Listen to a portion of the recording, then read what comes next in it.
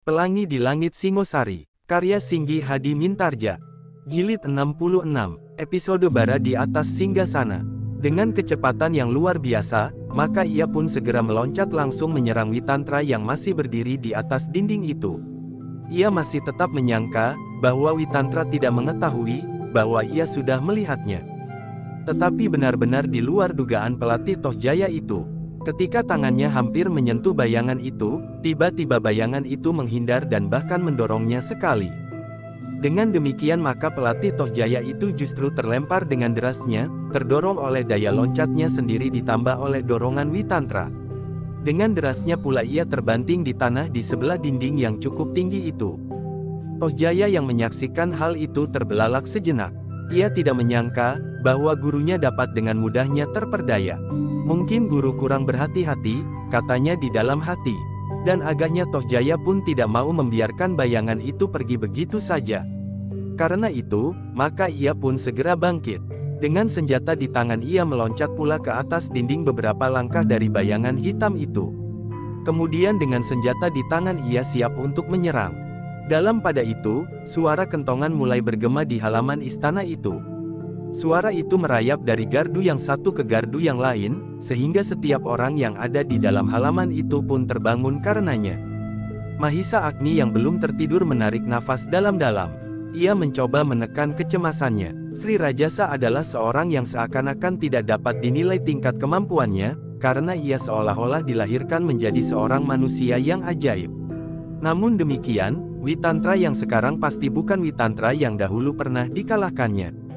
Ketika suara tanda bahaya itu sudah bergeletar memenuhi halaman istana, maka Mahisa Agni pun segera membenahi diri, bangkit dari pembaringannya dan dengan tergesa-gesa pergi ke gardu induk di sisi regol depan halaman istana. Hampir berbareng dengan kedatangannya adalah Anusapati dan Mahisa Wongatelang. Orang itu kini tidak akan dapat lolos, berkata Panglima Pengawal, Tuanku Sri Rajasa dan Tuan Mahisa Agni ada di istana. Mahisa Agni mengangguk-anggukkan kepalanya, katanya kemudian, apakah pasukanmu sudah mengawasi setiap jengkal dinding istana? Mereka sudah menyebar. Aku harap, mereka dapat menahan orang yang sombong itu untuk tetap berada di dalam, sehingga kita dapat menangkapnya. Mahisa Agni tidak menjawab, tetapi kegelisahannya kadang-kadang masih menghentak-hentak dadanya. Aku akan mengelilingi halaman ini, berkata Mahisa Agni, marilah, ikutlah aku. Panglima itu mengangguk-anggukkan kepalanya. Kini ia tidak sendiri. Panglima dari kesatuan yang lain pun ada pula di gardu itu. Karena itu, maka diserahkannya pimpinan kepada seorang kawannya, dan ia sendiri mengikuti Mahisa Agni mengelilingi halaman istana. Agaknya Anusapati dan Mahisa Wongatelang pun tidak mau ketinggalan, sehingga sebuah kelompok kecil itu kemudian meninggalkan gardu induk. Dalam pada itu, selagi Tohjaya menjulurkan pedangnya kepada bayangan hitam itu, ternyata suara tanda bahaya telah tersebar ke segenap sudut. Namun bayangan hitam itu tampaknya masih tetap tenang. Bahkan sambil tertawa pendek bayangan itu berkata, "Selamat malam Tuanku Tohjaya. Hamba datang menghadap lagi, tetapi kali ini hamba datang sendiri, tidak bersama dengan dua orang kawan hamba seperti beberapa hari yang lalu." "Persetan," geram Tohjaya, "kau tidak akan dapat lolos kali ini." "Maaf Tuanku." Guru tuanku yang kasar itu agaknya terlampau tergesa-gesa. Witantra berhenti sejenak. Ketika ia memandang orang itu sekilas, ternyata ia sedang berusaha untuk bangkit. Tetapi agaknya punggungnya terasa terlampau sakit. "Jangan mengigau," bentak Tohjaya. "Jangan menyerang Tuanku. Dinding ini terlampau tipis bagi kaki Tuanku. Nanti Tuanku terjatuh seperti guru Tuanku itu." Ya, terdengar suara yang lain dari bawah dinding, sehingga keduanya berpaling. Bagaimanapun juga, dada Witantra berdesir juga melihat Sri Rajasa berdiri tegak dengan tangan bertolak pinggang. Tatapan matanya yang tajam, bagaikan tatapan mata seekor kucing candramawa yang melihat seekor tikus di atas atap. Sekali Witantra menarik nafas dalam-dalam. Tetapi ia bukan seekor tikus. Witantra kini adalah Witantra yang seakan-akan telah mencapai taraf tertinggi dari ilmu olah kanuragan dan telah menemukan kemantapan dari penguasaan rohaniyah. Karena itu, maka dengan tenang Witantra menyapa Sri Rajasa yang masih berdiri tegak, "Ampun Tuanku, bahwa hamba telah berani mengunjungi halaman istana Tuanku tanpa seizin Tuanku." Beberapa hari yang lampau hamba pernah datang pula kemari, melihat bagaimana putra tuanku berlatih. Kini hamba datang kembali karena hamba sangat tertarik melihat latihan-latihan itu. Latihan-latihan yang sama sekali tidak mendasar dan sama sekali tidak mempertimbangkan jalur ilmu yang sewajarnya. Sri Rajasa masih berdiri di tempatnya tanpa bergeser sedikitpun. Latihan-latihan itulah yang telah menarik hamba untuk sekali lagi datang kemari. Terima kasih atas kunjungan itu, jawab Sri Rajasa kemudian, tetapi apakah tidak lebih baik kalau aku mempersilahkan tamuku turun dan masuk ke dalam bangsal? Dari sana kau akan dapat melihat latihan itu dengan lebih baik lagi. Terima kasih tuanku, sebenarnya hamba tidak ingin mengganggu tuanku. Hamba merasa cukup menonton dari tempat ini. Seorang tamu yang sopan, akan dengan senang hati dipersilahkan oleh tuan rumahnya. Kenapa kau tidak? Hamba bukan seorang tamu yang sopan.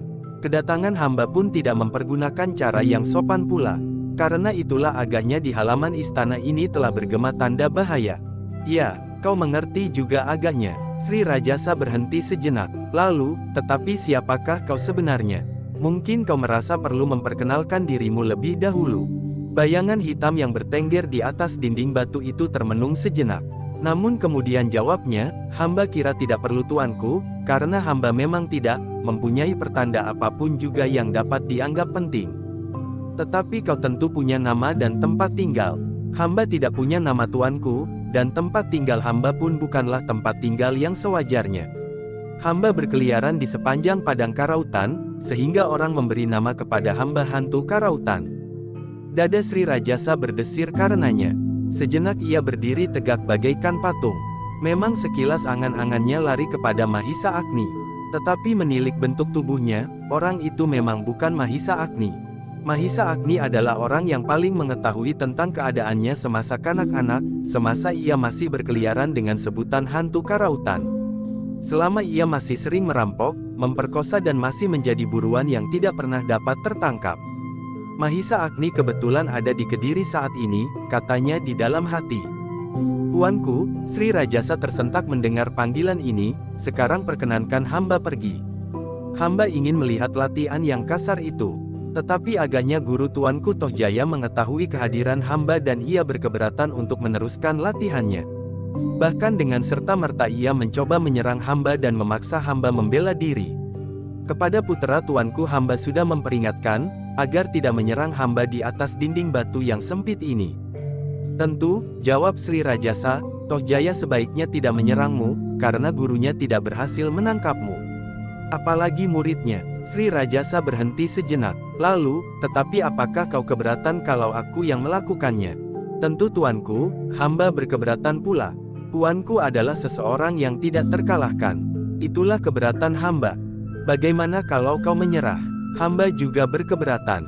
Baiklah, sekarang aku akan membuat pertimbangan dari segi kepentinganku. Aku memerlukan kau. Witantra mengerutkan keningnya. Sudah sampai saatnya ia mempersiapkan diri. Ia sadar bahwa suara tanda bahaya itu sudah merata, dan kini setiap sudut dan setiap jengkal tanah sudah dijaga dengan rapat. Sudah waktunya aku melarikan diri, berkata Witantra. Tetapi ia tidak sempat merenung lebih lama. Tiba-tiba saja Sri Rajasa telah berada di atas dinding itu pula, di hadapan Tohjaya. Oh, desis orang berkerudung, apakah tuanku juga ingin bermain-main? Sudahlah, aku tahu bahwa kau ingin mencoba, apakah Sri Rajasa mampu menangkapmu? Ya tuanku, tetapi hantu karautan tidak pernah dapat tertangkap. Apakah tuanku percaya? Sri Rajasa mengangguk-anggukkan kepalanya. Katanya, memang hantu karautan tidak pernah dapat tertangkap, karena Sri Rajasa Batara Sang Amurwabumi belum pernah mencobanya. Tiba-tiba Witantra tertawa mendengar jawaban itu. Katanya, apakah sekarang Batara Sang Amurwabuma akan mencoba menangkapnya? Dada Sri Rajasa menjadi berdebar-debar. Tetapi ia menganggukkan kepalanya sambil berkata, "Iya." Witantra menarik nafas dalam-dalam. Dipandanginya mata Ken Arok yang masih saja tetap menyala seperti pertama-tama ia melihat. Baiklah tuanku, kalau begitu, biarlah hamba mencoba melarikan diri, dan tuanku mencoba mengejarnya. Hamba tahu, istana ini sudah terkepung. Tetapi hamba pun tahu, bahwa hamba akan dapat meloloskan diri. Hanya Sri Rajasa Batara Sang Amurwabumi sajalah yang mungkin mengejarku. Itu pun baru suatu kemungkinan. Tetapi Sri Rajasa ternyata tidak membiarkan Witantra untuk melarikan diri. Tiba-tiba saja Sri Rajasa telah menyerangnya dengan garangnya. Dengan ilmu yang tidak dimengertinya sendiri, Sri Rajasa langsung berusaha melumpuhkan lawannya. Ternyata Witantra memang bukan Witantra yang dahulu. Agaknya setelah sekian lama ia menyepi, terbentuklah kekuatan ilmu yang ajaib dari dirinya, seperti luluhnya ilmu Gundala Sastra dan Kalabama di dalam diri Mahisa Agni, dibumbui oleh tata gerak yang cepat kekasar-kasaran yang ditemuinya di antara sarang Kebo Sindet dan Wong Sarimpat. Karena itu, maka sejenak kemudian terjadilah sebuah perkelahian yang sengit di atas dinding yang sempit. Benturan antara dua puncak ilmu yang dahsyat. Dalam pada itu para prajurit pun segera melihat apa yang terjadi, sehingga berlari-larian mereka pergi ke longkangan di belakang istana, termasuk Mahisa Agni dan Anusapati. Tetapi demikian mereka memasuki longkangan itu, maka Witantra pun segera meloncat ke dinding di sebelah pada batas silang dengan dinding yang langsung bertemu dengan dinding sekeliling halaman itu. Beberapa orang menjadi bingung karenanya. Mereka tidak dapat dengan mudah meloncat ke atas dinding yang sempit itu. Karena itu, beberapa orang menjadi termangu-mangu karenanya. Ketika Anusapati melihat Tohjaya ada di atas dinding itu, hampir saja ia menyusulnya meloncat pula. Tetapi Mahisa Agni sempat menggamitnya dan berbisik, "Kau tidak mampu meloncat setinggi itu dengan begitu mudahnya." "Oh," Anusapati mengangguk-anggukkan kepalanya. Hampir saja ia melupakannya. "Tinggallah di sini. Adalah janggal sekali kalau aku tetap berada di longkangan ini." Dalam pada itu, Mahisa Agni pun segera meloncat naik ke atas dinding itu pula. Sejenak ia mencari, namun segera dilihatnya dua buah bayangan yang sedang bertempur di atas dinding yang menyilang. Seperti bayangan hantu Mahisa Agni meluncur mendekati kedua orang yang sedang berkelahi di atas dinding batu. Tohjaya pun kemudian mengikutinya pula. Tetapi ia sama sekali tidak mampu berbuat seperti Mahisa Agni, sehingga terbersit di dalam hatinya, Paman Mahisa Agni memang luar biasa. Ia adalah satu-satunya orang yang dapat menyamai ayahanda di seluruh Singasari. Kalau saja Kakanda Anusapati bukan seorang pemalas. Ia mempunyai seorang paman yang luar biasa. Kalau aku menjadi Kakanda Anusapati, maka aku pasti akan berguru kepada Paman Mahisa Agni tanpa diketahui oleh orang lain. Sejenak kemudian maka Mahisa Agni pun sudah berhasil mendekati perkelahian itu. Namun ia justru menjadi termangu-mangu. Ia tahu benar bahwa orang berkerudung itu adalah Witantra. Tetapi kalau ia membiarkan Witantra itu lolos, maka pasti ada dugaan yang aneh dari Sri Rajasa, atau orang-orang yang menyaksikannya. Mahisa Agni yang kemudian berdiri membeku itu berusaha menemukan jalan. Bagaimana ia dapat melepaskan diri dari segala macam kecurigaan. Sementara itu, para prajurit Singasari telah berkumpul di bawah tempat perkelahian yang dahsyat itu. Semua mata memandang keduanya hampir tanpa berkedip. Sri Rajasa adalah seorang yang memiliki kemampuan yang luar biasa tanpa berguru kepada siapapun, sedang Witantra telah ditempa oleh keprihatinan yang sangat mendalam sampai ke dasar dadanya, setelah ia dikalahkan oleh Mahisa Agni di arena ketika ia berusaha membersihkan nama adik seperguruannya. Kebo Ijo, yang saat itu, ia yakin bahwa Kebo Ijo memang tidak bersalah. Dan demikianlah agaknya yang sebenarnya. Mahisa Agni itu pun kemudian menemukan akal pula. Ia sudah melihat beberapa pasang mata memandangnya dengan heran, karena ia masih belum berbuat apa-apa. Perlahan-lahan Mahisa Agni pun melangkah setapak demi setapak mendekat. Tampaklah ia menjadi ragu-ragu. Kadang-kadang ia ingin maju lagi, tetapi kadang-kadang ia bahkan surut selangkah. Tiba-tiba saja maka terdengar suaranya, "Tuanku, apakah hamba diperkenankan membantu tuanku menangkap orang itu?" Sejenak tidak ada jawaban, namun kemudian terdengar suara Sri Rajasa menggeram, "Jangan sombong Agni. Kau sangka aku seorang diri tidak mampu menangkap orang ini? Ampun tuanku, maksud hamba, apakah hamba diperkenankan sekedar mencegatnya apabila ia berusaha melarikan diri? Aku dapat melakukannya sendiri. Tidak boleh seorang pun yang menggangguku." Mahisa Agni berdiri termangu-mangu. Tetapi ia kemudian menarik nafas. Dadanya menjadi lapang. Kini ia tidak akan disangka apapun juga oleh siapapun juga. Sebenarnya lah para prajurit, perwira dan para panglima yang menyaksikan perkelahian itu menganggukkan kepala mereka. Ternyata Mahisa Agni cukup bijaksana. Sebelum bertindak ia sudah bertindak dengan sangat berhati-hati. Ternyata Sri Rajasa sama sekali tidak ingin merasa terganggu, sehingga karena itu, maka Mahisa Agni tidak tergesa-gesa berbuat sesuatu yang dapat membuat Sri Rajasa menjadi justru marah kepadanya. Dengan demikian, maka tidak seorang pun yang mencoba mengganggu perkelahian itu. Dengan heran mereka hanya dapat menyaksikan. Tetapi yang lebih mengherankan lagi, bahwa ada juga seseorang yang berani bertempur melawan Sri Rajasa, Maharaja Singasari yang tidak terkalahkan. Bukan saja orang-orang yang menyaksikan perkelahian itu, tetapi Sri Rajasa sendiri menjadi heran. Ia belum pernah menjumpai seseorang yang memiliki kemampuan begitu tinggi dan bahkan dapat mengimbanginya. Ia pernah mengalahkan Maharaja di Kediri yang pilih tanding. Ia dapat menguasai seluruh kerajaan Singasari dan sekitarnya. Selain Mahisa Agni, menurut dugaannya, tidak ada orang yang dapat bertempur segarang itu. Karena itulah, maka kemarahan Ken Arok yang bergelar Sri Rajasa itu bagaikan membakar dadanya. Dengan sekuat tenaga ia mencoba menguasai lawannya. Tetapi usahanya itu tidak segera dapat berhasil. Namun dalam pada itu, sebenarnya lah bahwa Witantra menjadi berdebar-debar karenanya. Ternyata bahwa Sri Rajasa benar-benar seorang yang pilih tanding. Semakin lama semakin terasa pada Witantra, bahwa Ken Arok memang memiliki kekuatan yang tidak dimiliki oleh orang lain. Kekuatan yang tidak bersumber pada kekuatan yang dicapai dengan latihan yang betapapun beratnya. Kekuatan inilah yang membuatnya melampaui kemampuan manusia biasa, berkata Witantra di dalam hatinya. Dengan demikian maka Witantra yang telah menyepi bertahun-tahun dan mendekatkan diri dalam pencahariannya kepada Yang Maha Agung, sumber segala kekuatan, juga yang mengalir pada Sri Rajasa, dapat mencoba untuk menyesuaikan dirinya sebaiknya. Namun demikian ia sadar, sesadar-sadarnya, bahwa ia tidak boleh terlambat menghindarkan diri dari perkelahian itu. Dalam pada itu, Witantra pun berterima kasih pula kepada Mahisa Agni, yang telah menghindarkan dirinya dari kemungkinan lain. Apabila Sri Rajasa memerintahkan para panglima dan termasuk Mahisa Agni dan Sri Rajasa sendiri mengepungnya, maka ia akan mengalami kesulitan untuk melarikan diri dari halaman ini. Tetapi kini Mahisa Agni telah berhasil memancing perintah Sri Rajasa, tidak boleh seorang pun yang boleh mengganggunya. Betapapun besar kemampuan dan betapapun tinggi ilmunya, namun aku pasti masih berkesempatan untuk sekedar melarikan diri. Dan itu adalah tugasku yang terakhir malam ini, berkata Witantra. Namun demikian, tiba-tiba dadanya berdesir. Ia melihat Sri Rajasa tiba-tiba saja telah sampai ke puncak kemarahannya. Meskipun tidak ada orang lain yang melihatnya, selain mereka yang memiliki ketajaman pandangan rohaniyah, namun Witantra melihat cahaya yang kemerah-merahan di atas ubun-ubun Sri Rajasa yang marah itu. Mahisa Agni yang melihat cahaya yang kemerah-merahan di atas kepala Sri Rajasa itu pun menjadi berdebar-debar pula. Ia sadar bahwa cahaya itu adalah suatu pertanda bahwa Sri Rajasa telah sampai ke puncak ilmunya.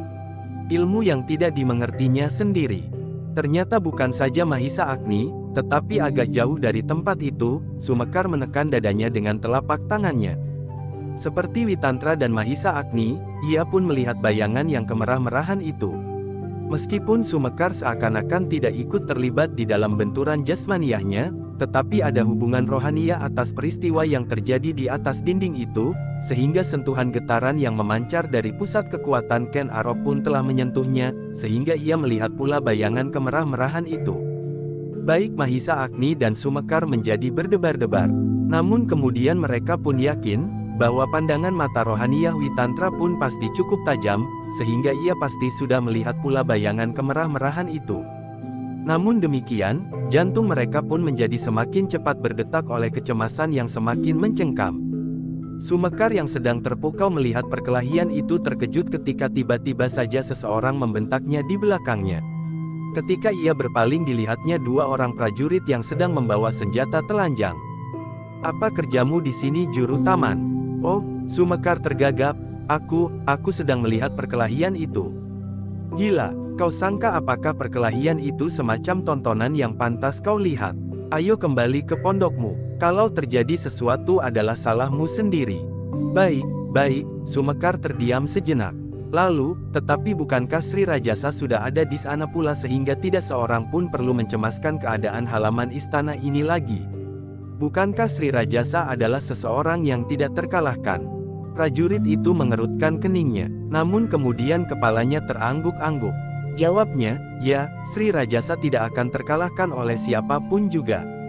Prajurit itu pun kemudian meninggalkan Sumekar yang masih belum beranjak dari tempatnya. Kedua prajurit itu tidak lagi menyuruh siapapun bersembunyi di dalam pondok masing-masing karena mereka pun yakin bahwa Sri Rajasa tidak akan terkalahkan. Ternyata bukan saja Sumekar yang menonton perkelahian itu selain para prajurit. Beberapa orang juru taman yang lain pun melihat perkelahian itu pula dari kejauhan, meskipun sambil tersembunyi di balik pepohonan. Dan kedua prajurit yang melihat Sumekar itu pun tidak menghiraukan mereka itu lagi. Di atas dinding yang sempit itu, Witantra masih melakukan perlawanan terakhir. Tetapi ia pun mengetahui pula, bahwa Ken Arok sudah sampai pada batas tertinggi dari ilmunya. Tanpa menunjuk tanda-tanda tertentu, Sri Rajasa sudah dapat melepaskan kekuatan yang tidak terduga-duga besarnya.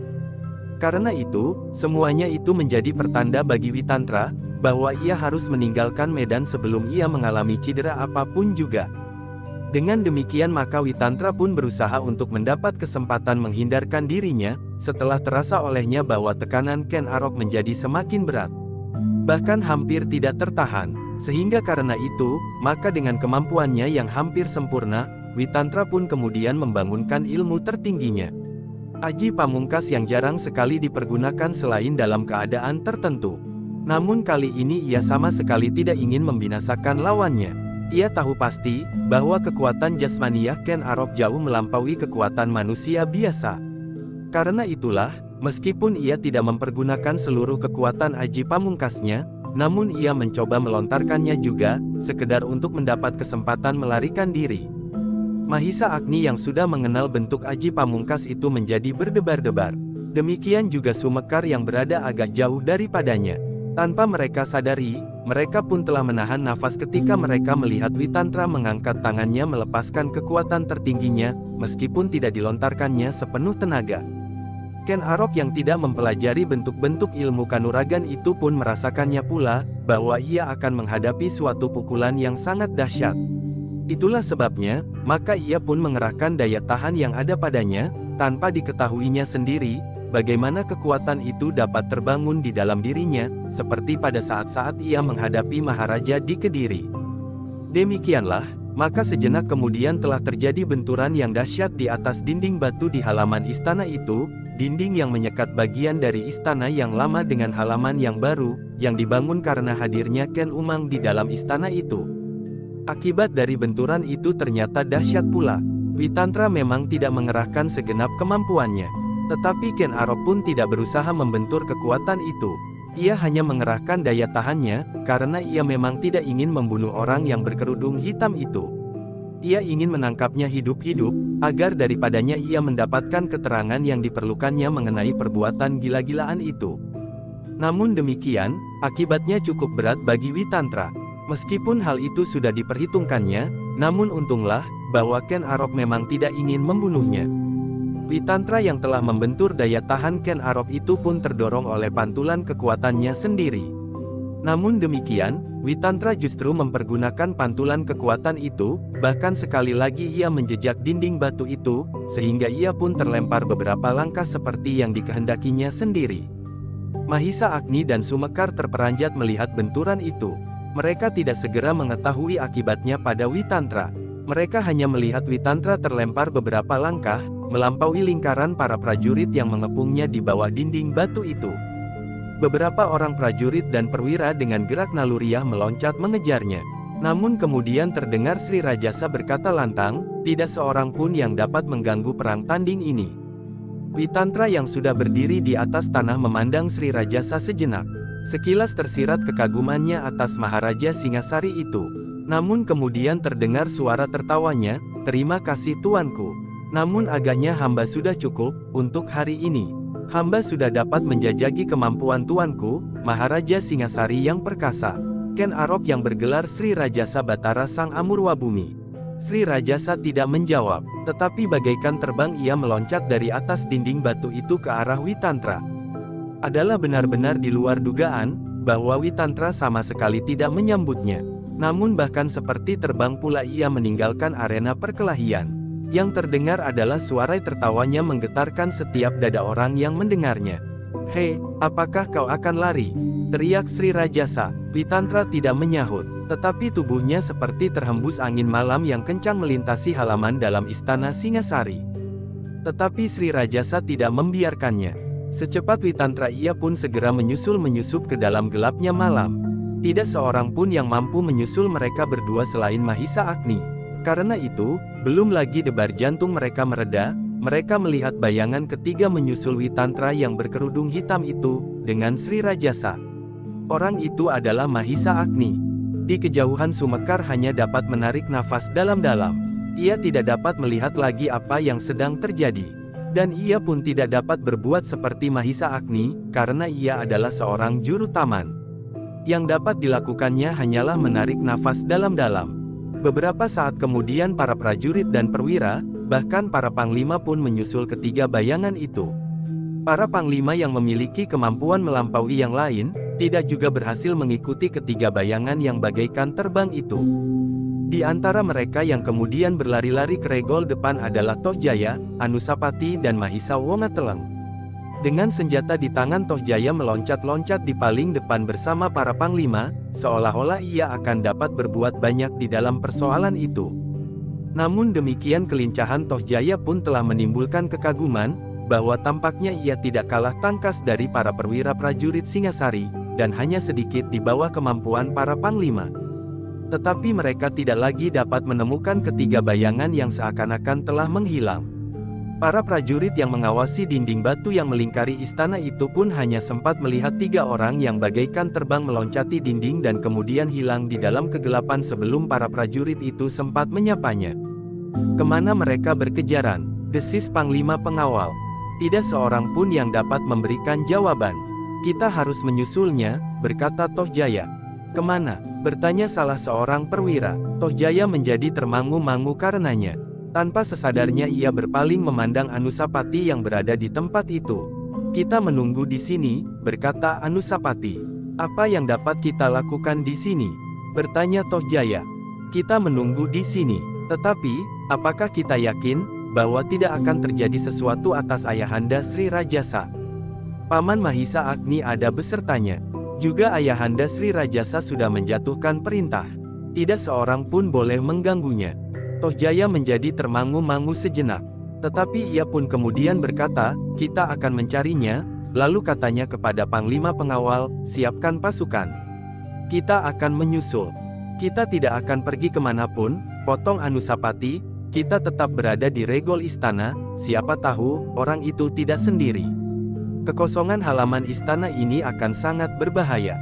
Anusapati berhenti sejenak. "Lalu, kita percaya kepada kemampuan Ayahanda Sri Rajasa dan Paman Mahisa Agni. Dan kita tidak akan berani melanggar perintahnya." Tetapi Tohjaya merasa lebih mantap untuk membawa sepasukan prajurit pilihan keluar dari regol istana. Karena itu maka ia pun berkata pula, "Kita tidak akan tinggal diam. Ikuti aku, bawa pasukan pengawal pilihan." Panglima pengawal itu pun menjadi termangu-mangu. Namun, kemudian terdengar kata-kata Anusapati tegas, "Dengar perintah Putera Mahkota. Kita tetap di sini. Tidak seorang pun yang akan pergi," seolah-olah kita tidak percaya kepada Ayahanda Sri Rajasa dan Pamanda Mahisa Agni. "Dan tidak seorang pun yang boleh melanggar perintah Ayahanda Sri Rajasa, karena Ayahanda pasti tidak akan menjatuhkan perintah tanpa maksud dan pertimbangan." Terdengar Tohjaya menggeram. Ia tahu benar, bahwa Sri Rajasa pasti tidak akan menganggapnya bersalah. Bahkan Ayahanda Sri Rajasa akan membenarkan sikapnya, apapun yang dilakukannya. Tetapi ia tidak dapat berbuat apapun juga di hadapan para prajurit Singasari, karena Anusapati menyebut dirinya sebagai Putera Mahkota. Setiap prajurit pasti akan mengerti makna dari sebutan itu, selagi Sri Rajasa sendiri tidak ada di tempat. Karena itu, Tohjaya hanya dapat menggeram sambil menghentakkan kakinya. Dipandanginya kedua pengawalnya yang berdiri di sampingnya. Namun tidak sepatah kata pun yang diucapkannya. Tetapi dengan demikian, semakin terasa olehnya, betapa besar arti kedudukan Anusapati. Betapa besar kekuasaan Putera Mahkota apabila diterapkan pada tempat yang sewajarnya.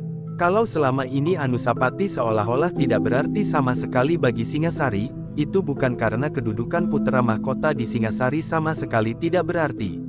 Tetapi karena Anusapati selama ini tidak pernah berbuat apa-apa. Namun sekali ia menjatuhkan perintah atas nama putra mahkota, maka sadarlah setiap orang, terutama Tohjaya, bahwa sebenarnya lah Anusapati itu seorang putra mahkota. Kenapa ayahanda mengambil Ibunda Ken Dedes sebagai seorang permaisuri?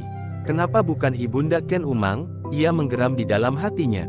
Tetapi Tohjaya tidak berwenang untuk melakukan perubahan itu. Ia hanya dapat menggeram dan marah-marah di dalam hatinya. Namun Anusapati tetap sebagai putra mahkota beserta semua hak yang ada padanya. Dalam pada itu, orang yang berkerudung hitam itu terus saja berlari di dalam kegelapan. Di belakangnya Sri Rajasa, Maharaja di Kediri yang merasa sangat terhina atas kehadiran orang itu di halaman istana masih saja mengejarnya. Beberapa langkah di belakang keduanya adalah Mahisa Agni yang selalu mengikuti Sri Rajasa. Ternyata bahwa Witantra benar-benar memiliki kemampuan berlari yang cukup cepat. Meskipun mereka sudah berkejaran di dalam gelapnya malam beberapa ratus langkah, namun tidak ada tanda-tanda bahwa Sri Rajasa akan dapat menangkapnya. "Tuanku," tiba-tiba terdengar suara Mahisa Agni di belakangnya. Sri Rajasa yang darahnya masih mendidih itu tidak menghiraukannya, ia masih berlari dengan kemampuan yang luar biasa, mengikuti jejak Witantra. Tetapi Witantra mampu berlari lebih cepat. "Pengecut," geram Sri Rajasa, "kenapa kau tidak berani bertempur sampai akhir?" Orang berkerudung hitam itu tidak menjawab, tetapi langkahnya menjadi semakin cepat. "Tuanku," berkata Mahisa Agni, "kita tidak akan dapat mengejar terus." "Berhentilah dan kembalilah," geram Sri Rajasa. "Masalahnya bukan hamba, tetapi tuanku." "Kenapa dengan aku?" "Hamba menasehatkan agar tuanku berhenti. Hamba akan memberikan alasannya. Tuanku yang sedang marah pasti tidak akan melihat banyak kemungkinan yang dapat terjadi. Apalagi tuanku adalah Maharaja Singasari. Tetapi orang gila itu tidak boleh lepas. Kita harus melihat kenyataan tuanku. Hamba ingin berbicara dengan jelas." Sri Rajasa menjadi termangu-mangu sejenak. Namun dengan demikian, jarak antara Sri Rajasa dan Witantra menjadi semakin jauh. "Kau sengaja melindungi orang itu?" tiba-tiba saja Ken Arok bertanya. Mahisa Agni berdesir, tetapi segera menjawab, "Apa hubungan hamba dengan persoalan ini? Apakah tuanku menyangka demikian?" Sri Rajasa tidak menjawab, tetapi langkahnya menjadi semakin lambat sehingga akhirnya ia berhenti. "Kenapa kau menahan aku?" bertanya Sri Rajasa. "Tuanku, kita tidak mengetahui apakah yang ada di balik kegelapan ini. Kita tidak mengetahui sampai berapa jauh orang itu membuat rencana atas istana dan tuanku Sri Rajasa. Bagaimanakah yang mungkin terjadi seandainya orang itu benar-benar orang yang curang dan licik, sehingga dengan sengaja menjebak tuanku? Kalau kau takut, kembalilah di antara sepasukan prajurit pilihan yang akan melindungimu." "Bukan begitu tuanku. Apakah tuanku belum mengenal Mahisa Agni? Hambalah yang ikut bersama tuanku menyerang Kediri. Hamba bukan anak kecil yang ketakutan melihat seekor kucing belang. Tetapi justru karena perintah tuanku, bahwa hamba tidak boleh ikut campur itulah yang mencemaskan hamba. Aku sendiri memang dapat menyelesaikan apapun juga. Tetapi kita tidak tahu, apakah orang itu hanya sekedar sendiri. Mungkin ia sudah menyiapkan sepasukan prajurit pilihan. Bukan karena hamba takut. Seandainya jatuh perintah tuanku, hamba sendirilah yang harus menghadapi mereka, hamba akan melakukannya. Berpuluh-puluh tahun hamba berguru. Hamba telah diajari oleh guru hamba, bagaimana seorang laki-laki menghadapi tantangan yang paling berat. Tetapi hamba bukan Maharaja di Kediri. Seandainya hamba mati dengan luka arang keranjang oleh 1000 ujung senjata, hamba hanyalah seorang hamba Singasari. Tetapi bagaimana kalau hal itu terjadi atas Maharaja Singasari itu sendiri? Itu adalah sikap laki-laki, mati jantan, tetapi tidak bagi seorang Maharaja. Perintah tuanku, tidak seorang pun yang boleh mengganggu, adalah perintah yang tergesa-gesa di dalam keadaan ini. Karena kita tidak tahu, apakah benar ia, maksudku orang yang berkerudung itu hanya seorang diri. Kalian benar-benar berhati batu. Apakah kalian tahu arti perintah itu? Jangan mengganggu aku selagi aku melakukan perang tanding. Tetapi kalau nalar kalian hidup, sudah tentu perintah itu tidak akan berlaku, seandainya aku harus menghadapi sepasukan lawan. Itulah yang hamba cemaskan tuanku. Apabila kita berangkat sepasukan, atau di saat-saat terakhir tuanku memerintahkan untuk mengejar dan mengepung orang itu, keadaan akan berbeda. Kau menyalahkan aku, bukan begitu tuanku, tetapi hamba mencoba memperingatkan bahaya yang dapat tuanku temui seandainya tuanku masih terus melakukan pengejaran. Katakanlah, kita berdua, tetapi di hadapan kita berbaris sepasukan orang-orang pilihan seperti orang itu. Sejenak Sri Rajasa termenung, betapapun kemarahan memuncak di hatinya, namun ia dapat mengerti keterangan Mahisa Agni. Kalau ia bertemu dengan sekelompok orang yang memang sengaja menjebaknya, maka ia pasti akan mengalami kesulitan. Meskipun ia tidak pernah mengenal takut menghadapi bahaya apapun, namun pada suatu saat, kenyataan yang demikian tidak akan dapat dihindarinya. Tiba-tiba saja terbayang di saat-saat ia mengembara di padang karautan.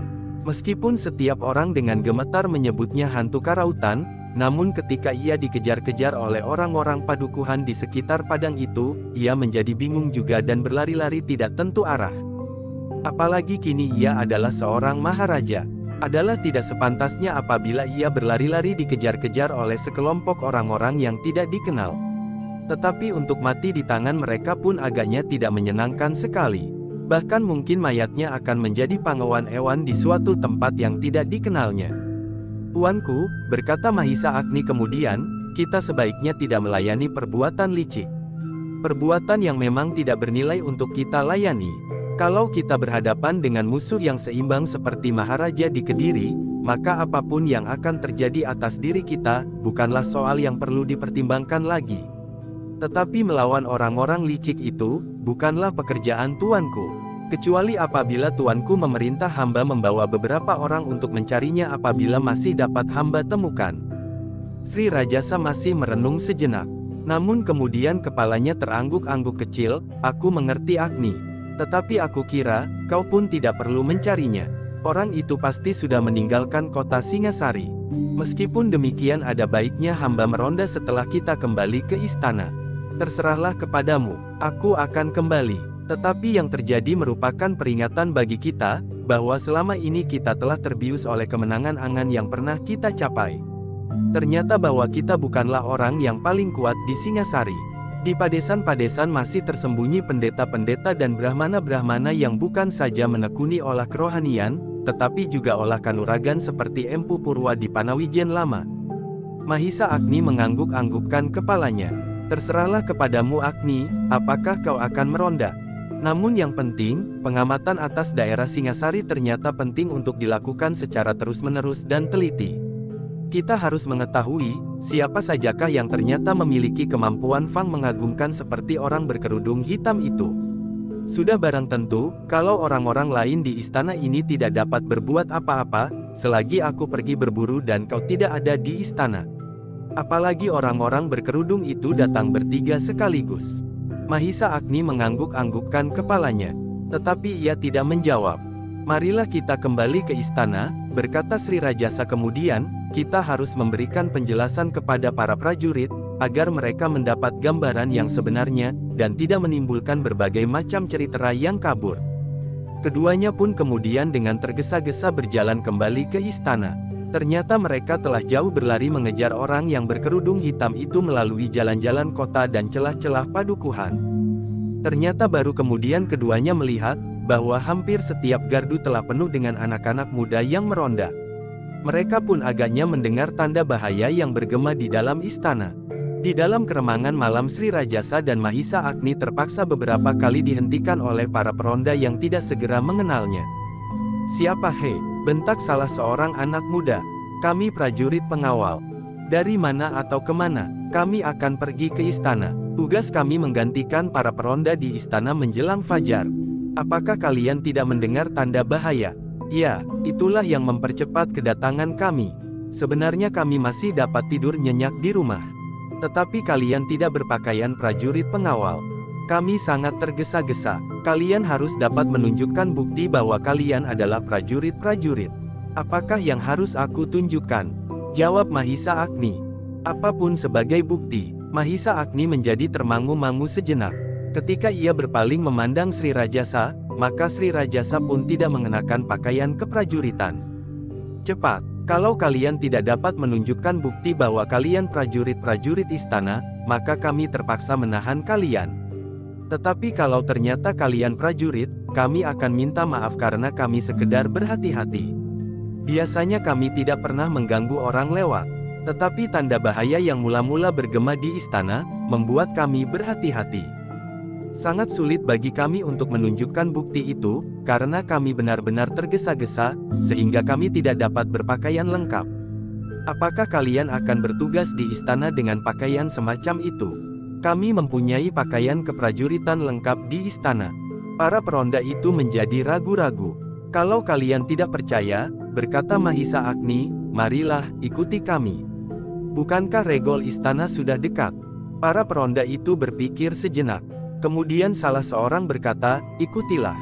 Dua orang, berilah tanda kalau orang-orang itu mencurigakan. Beberapa puluh langkah kalian akan sampai di gardu berikutnya. Kedua orang yang ditunjuk itu mengangguk-anggukkan kepalanya. Keduanya adalah anak-anak muda yang bertubuh tinggi dan bertangan kuat.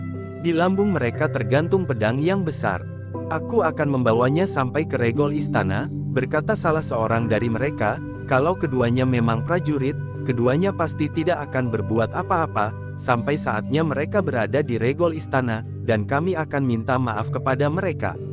Tetapi kalau keduanya ingin berbuat sesuatu, itu pertanda bahwa keduanya bukan prajurit yang sebenarnya.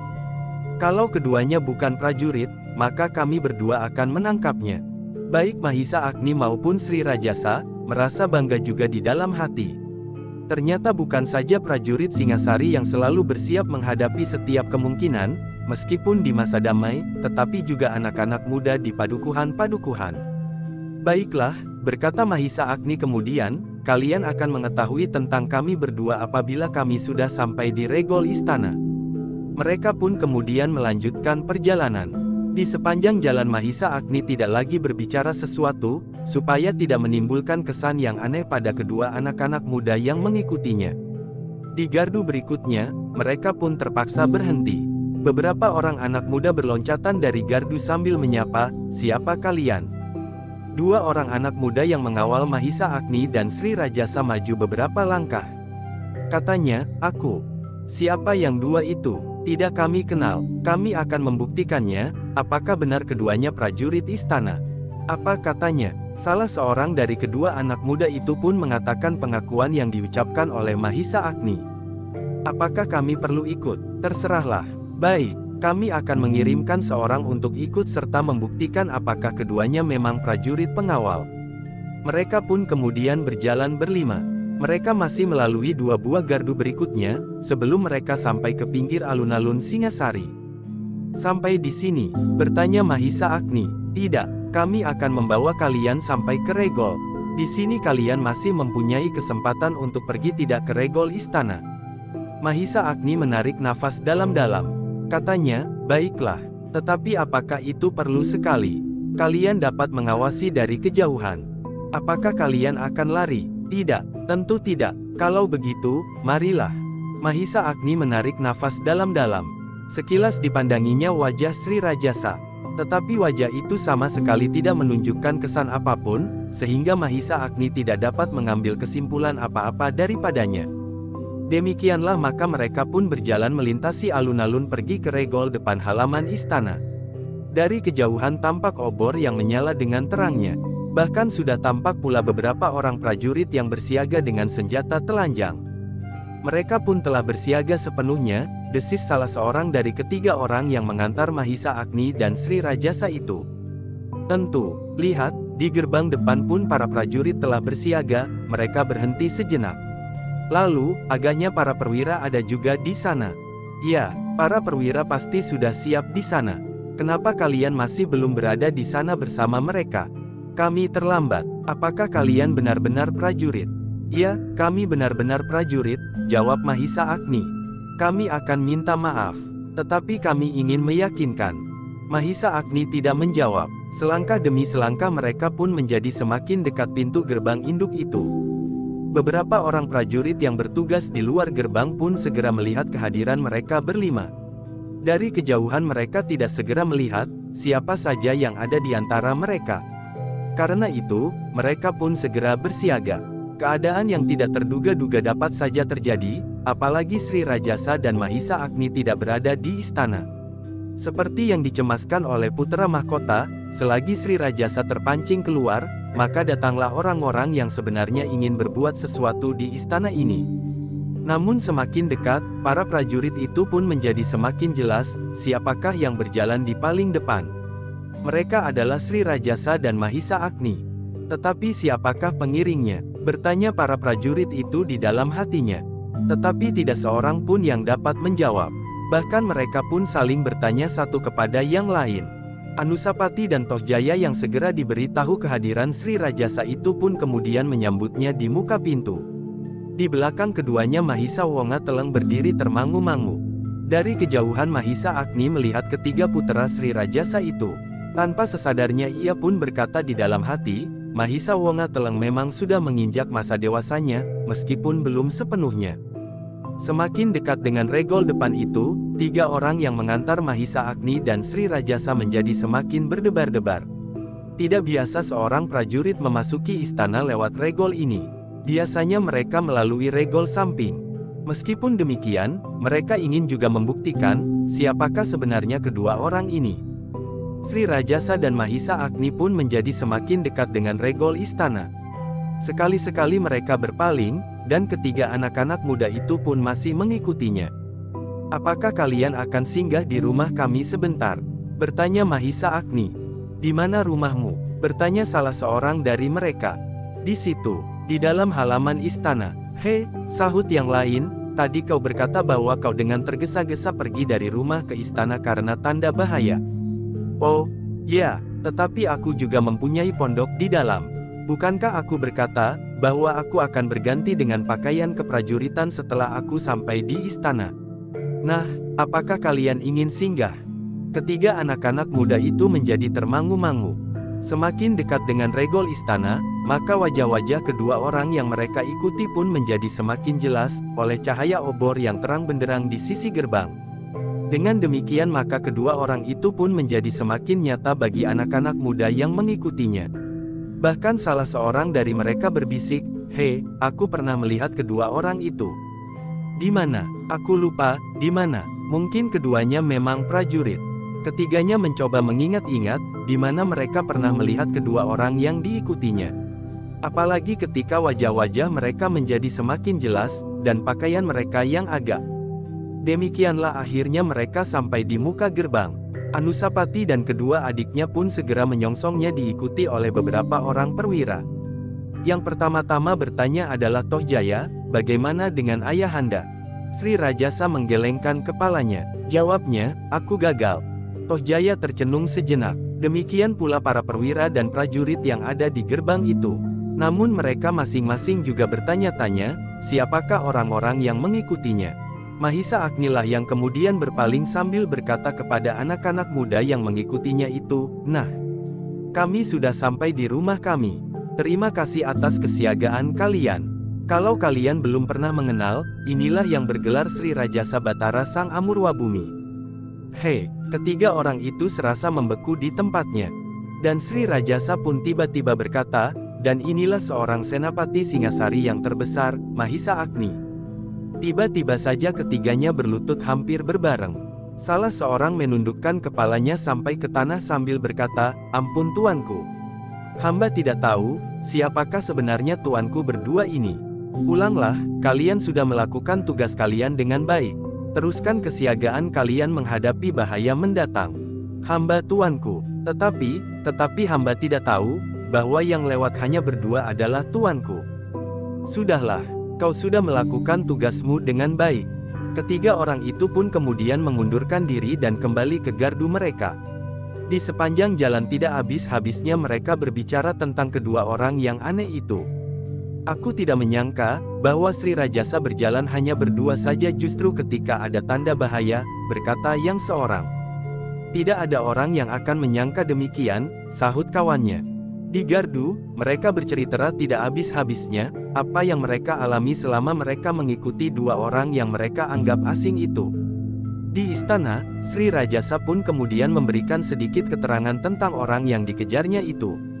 Sri Rajasa pun memperingatkan kepada setiap prajurit, bahwa mereka tidak boleh lengah selagi Singasari tampaknya berada di puncak kejayaan. Ternyata ada juga kekuatan di luar istana ini yang perlu diperhitungkan, berkata Sri Rajasa, meskipun tidak sampai pada batas yang membahayakan. Tetapi orang berkerudung itu pasti tidak berdiri sendiri. Namun dengan demikian, Tohjaya tidak lagi mencari-cari orang di dalam istana Singasari. Ia tidak mencari tempat untuk meletakkan tuduhannya. Bahkan dengan demikian, perwira yang menjadi guru bersama dari Tohjaya dan Anusapati itu pun dapat menarik nafas dalam-dalam. Namun ia pun tidak habis berpikir siapakah orang-orang aneh yang juga berkerudung hitam itu. Seandainya Mahisa Agni tidak ada di istana saat itu, maka semua sorotan pasti akan diarahkan kepadanya. Tetapi saat itu Mahisa Agni ada di istana, bahkan bersama-sama dengan Sri Rajasa mengikuti bayangan yang kehitam-hitaman. Beberapa waktu, cerita tentang orang berkerudung hitam itu masih saja membayangi Singasari. Namun lambat laun, cerita itu pun menjadi semakin pudar, dan akhirnya tidak lagi banyak dibicarakan orang. Meskipun demikian, Sri Rajasa sudah memerintahkan, agar setiap prajurit bersiaga menghadapi setiap kemungkinan. Peristiwa itu pasti tidak berdiri sendiri, berkata Sri Rajasa kepada para panglima dan senapati serta para perwira prajurit Singasari, dan peristiwa berikutnya lah yang perlu mendapat pengamatan saksama. Kalian harus mendapat gambaran di seluruh Singasari, kekuatan yang tersembunyi, yang selama ini seolah-olah tidak pernah kita perhatikan. Demikianlah, pembicaraan di dalam istana Singasari pun segera beralih kepada persoalan Anusapati. Tiba-tiba saja terbetik berita, bahwa putra mahkota akan segera kawin. Berita itu telah disambut oleh rakyat Singasari sebagai suatu berita yang besar.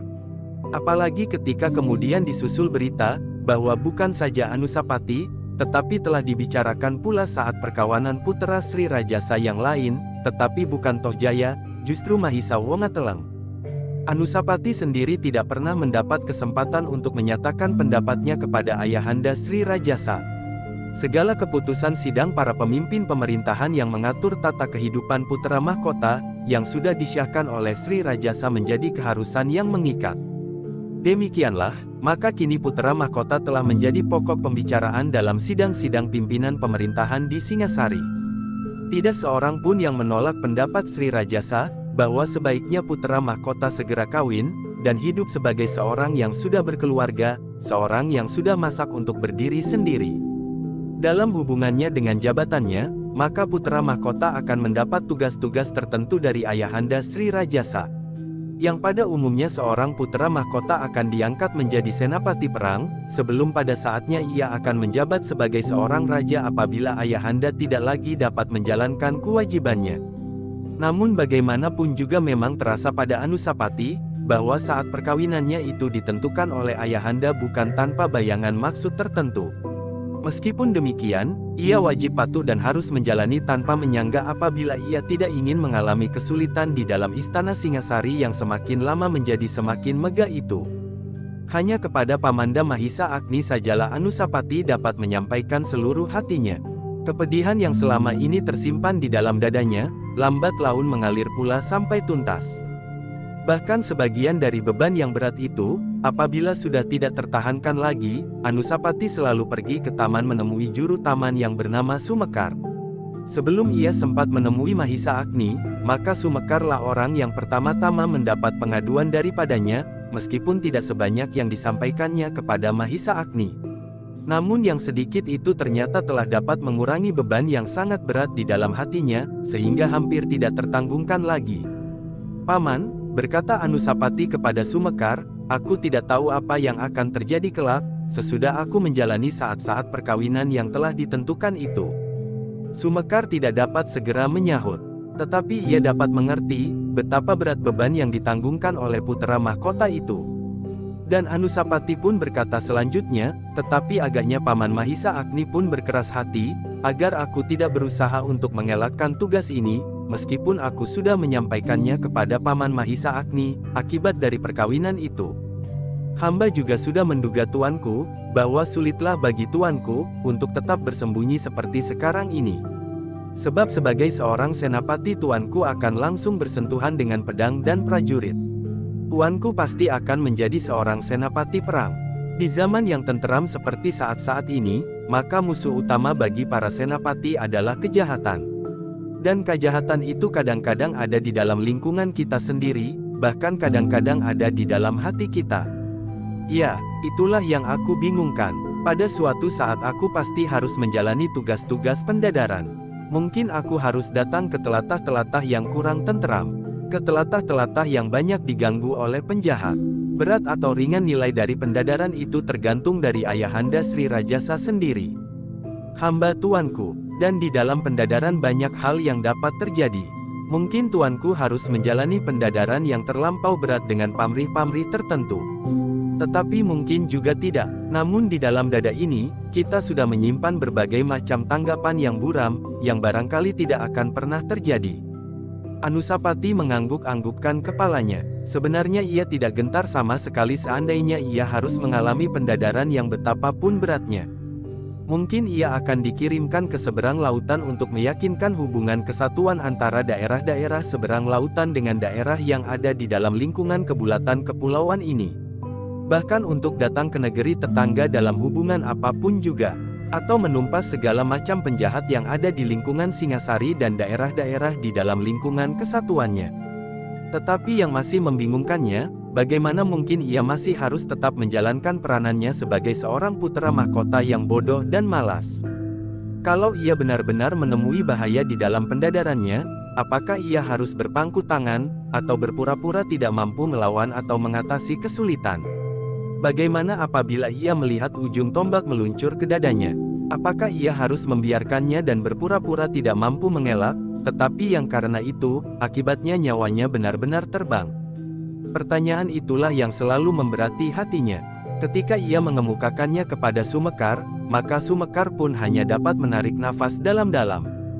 Akhirnya datanglah kesempatan Anusapati bertemu dengan pamandanya Mahisa Agni. Seperti apa yang dikatakannya kepada Sumekar, meskipun pernah juga dikatakannya kepada Mahisa Agni, namun kali ini Anusapati mohon, agar pamannya memperhitungkan hal itu pula. Anusapati, berkata Mahisa Agni, jika kau sudah berdiri sendiri, dan pada saatnya kau harus melakukan kewajiban keprajuritan sebagai lajimnya putra mahkota di masa penempaan diri menjelang masa penobatan menggantikan ayahanda, maka kau tidak perlu menyembunyikan kemampuanmu. Kau dapat mencari dalih apapun untuk mendapatkan waktu seolah-olah kau sedang mesudiri dalam olah kanuragan, sebelum kau menjalani pendadaran. Kau mengerti, dan dalam masa-masa itu Tohjaya akan terus berlatih di bawah bimbingan gurunya yang kasar itu. Pada saatnya Tohjaya pun akan menjadi seorang yang perkasa, tetapi dalam keadaan yang agak berbeda. Anusapati mengangguk-anggukkan kepalanya. Ia mengerti maksud baik pamannya. Ternyata pamannya pun telah memperhitungkan apa yang dapat terjadi atas dirinya kelak. Namun agaknya bukan saja Mahisa Agni, tetapi juga Sri Rajasa pasti telah memperhitungkan apa yang akan terjadi. Sri Rajasa pasti mempertimbangkan bahwa pada suatu saat akan datang masanya, Tohjaya menjadi seorang prajurit Linuwi. Setelah itu, tidak seorang pun tahu apa yang akan dilakukan atas putra-putranya. Apakah akan datang suatu kemungkinan yang jarang sekali terjadi, bahwa seorang putra mahkota akan diganti oleh saudaranya? Namun bagi Mahisa Agni, hal serupa itu tidak akan dapat terjadi. Anusapati adalah putra yang lahir dari permaisuri. Terlebih-lebih lagi, warisan atas Singasari didapatkannya dari Ken Dedes yang mewarisi tahta suaminya, meskipun saat itu masih berpangkat Akuwu. Apabila Sri Rajasa akan memaksakannya di saat-saat ini, maka sudah tentu ia tidak akan dapat tinggal diam. Tetapi kenapa aku ikut dibingungkan oleh hal ini, berkata Mahisa Agni di dalam hatinya. Tetapi Mahisa Agni tidak berani mencari jawabnya. Sebagai seorang kesatria ia memang harus menegakkan kebenaran dan kelurusan. Tetapi bagi Mahisa Agni soalnya bukan hanya sekedar tugas kekesatriaannya. Ada sesuatu yang lebih dalam mendorongnya untuk berdiri di belakang putra Ken Dedes ini. Akhirnya, maka hari-hari yang dinanti-nantikan oleh rakyat Singasari itu pun datang. Sri Rajasa menyelenggarakan peralatan perkawinan bagi putra mahkota. Seluruh negeri Singasari menyambut hari yang telah menentukan satu titik dari perjalanan hidup Anusapati. Saat ia meninggalkan suatu masa menginjak pada masa berikutnya. Untuk sepekan Singasari dimandikan oleh kemeriahan suasana perkawinan putra mahkota. Hampir setiap pintu gerbang padukuhan dan regol-regol halaman dihiasi janur kuning. Dedaunan yang berwarna hijau, merah dan kuning. Rontek, umbul-umbul dan panji-panji berkibaran di setiap penjuru. Apakah perkawinan Puteranda Mahisa Wonga Teleng diurungkan? Bertanya seseorang kepada kawannya di gardu yang terang benderang. Tentu tidak, tetapi tidak pantas apabila tuanku Mahisa Wonga Teleng dikawinkannya sekarang juga. Umurnya masih terlampau muda. Aku dengar, setahun lagi Sri Baginda akan menyelenggarakan peralatan pula. Tuanku Mahisa Wonga Teleng. Setahun lagi, kawannya bergumam, setahun adalah waktu yang singkat bagi umur manusia. Kalau saat ini umur tuanku Mahisa Wonga Teleng masih terlampau muda, maka setahun lagi umur itu baru bertambah satu. Tetapi yang satu itu telah membuatnya bertambah tua, maksudku bertambah dewasa. Kawannya mengangguk-anggukkan kepalanya. Ia memang mendengar juga, bahwa dua putera Sri Rajasa yang akan menginjak saat-saat perkawinannya adalah putera Permaisuri, meskipun ada juga putera dari istrinya yang lain yang juga sudah menginjak usia dewasa. Demikianlah segenap rakyat Singasari menyambut hari-hari perkawinan putera mahkota itu dengan riang gembira, meskipun para prajurit tidak lengah mengawasi segala kesibukan peralatan di segenap penjuru. Bayangan tentang orang-orang berkerudung hitam masih selalu tergores di setiap dada para perwira dan panglima kesatuan-kesatuan yang ada di Singasari. Kehormatan di hari perkawinannya, membuat Anusapati justru semakin bertanya-tanya. Apakah sebenarnya yang telah terjadi atas dirinya itu seperti sebuah cerita di dalam mimpi saja? Mimpi yang kadang-kadang menakutkan, mengerikan tetapi juga menggembirakan. Mimpi yang kadang-kadang tanpa disadari telah menitikkan air mata, tetapi kadang-kadang juga melukiskan senyum di bibir untuk sesaat. Setelah hari-hari perkawinan selesai, dan setelah janur-janur kuning menjadi layu, maka mulailah kehidupan yang wajar kembali menyelubungi Singasari. Regol-regol dan gerbang-gerbang padukuhan telah mulai gelap dan jalan-jalan pun menjadi sunyi di malam hari, seperti kehidupan yang telah berlangsung sebelumnya.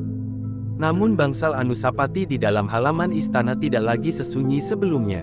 Kini Anusapati mempunyai kawan untuk berbincang.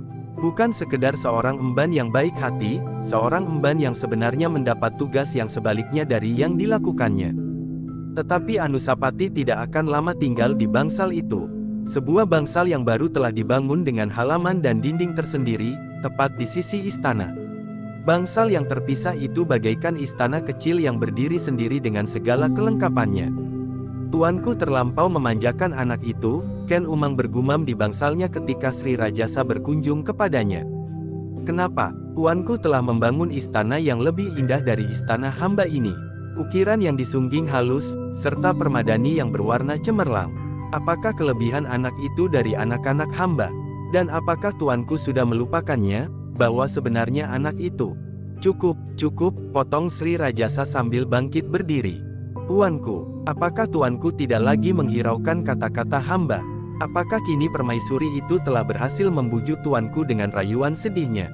Sudahlah Ken Umang, aku tidak pernah berbuat lebih dari yang seharusnya aku lakukan atas Anusapati yang kini menjadi putera mahkota. Adalah tidak pantas sama sekali, bahwa rumah baginya itu sekedar sebuah gubuk yang miring. Meskipun seandainya aku tidak ingin berbuat demikian, tetapi keharusan sikap seorang maharaja harus aku lakukan untuk meniadakan prasangka orang banyak.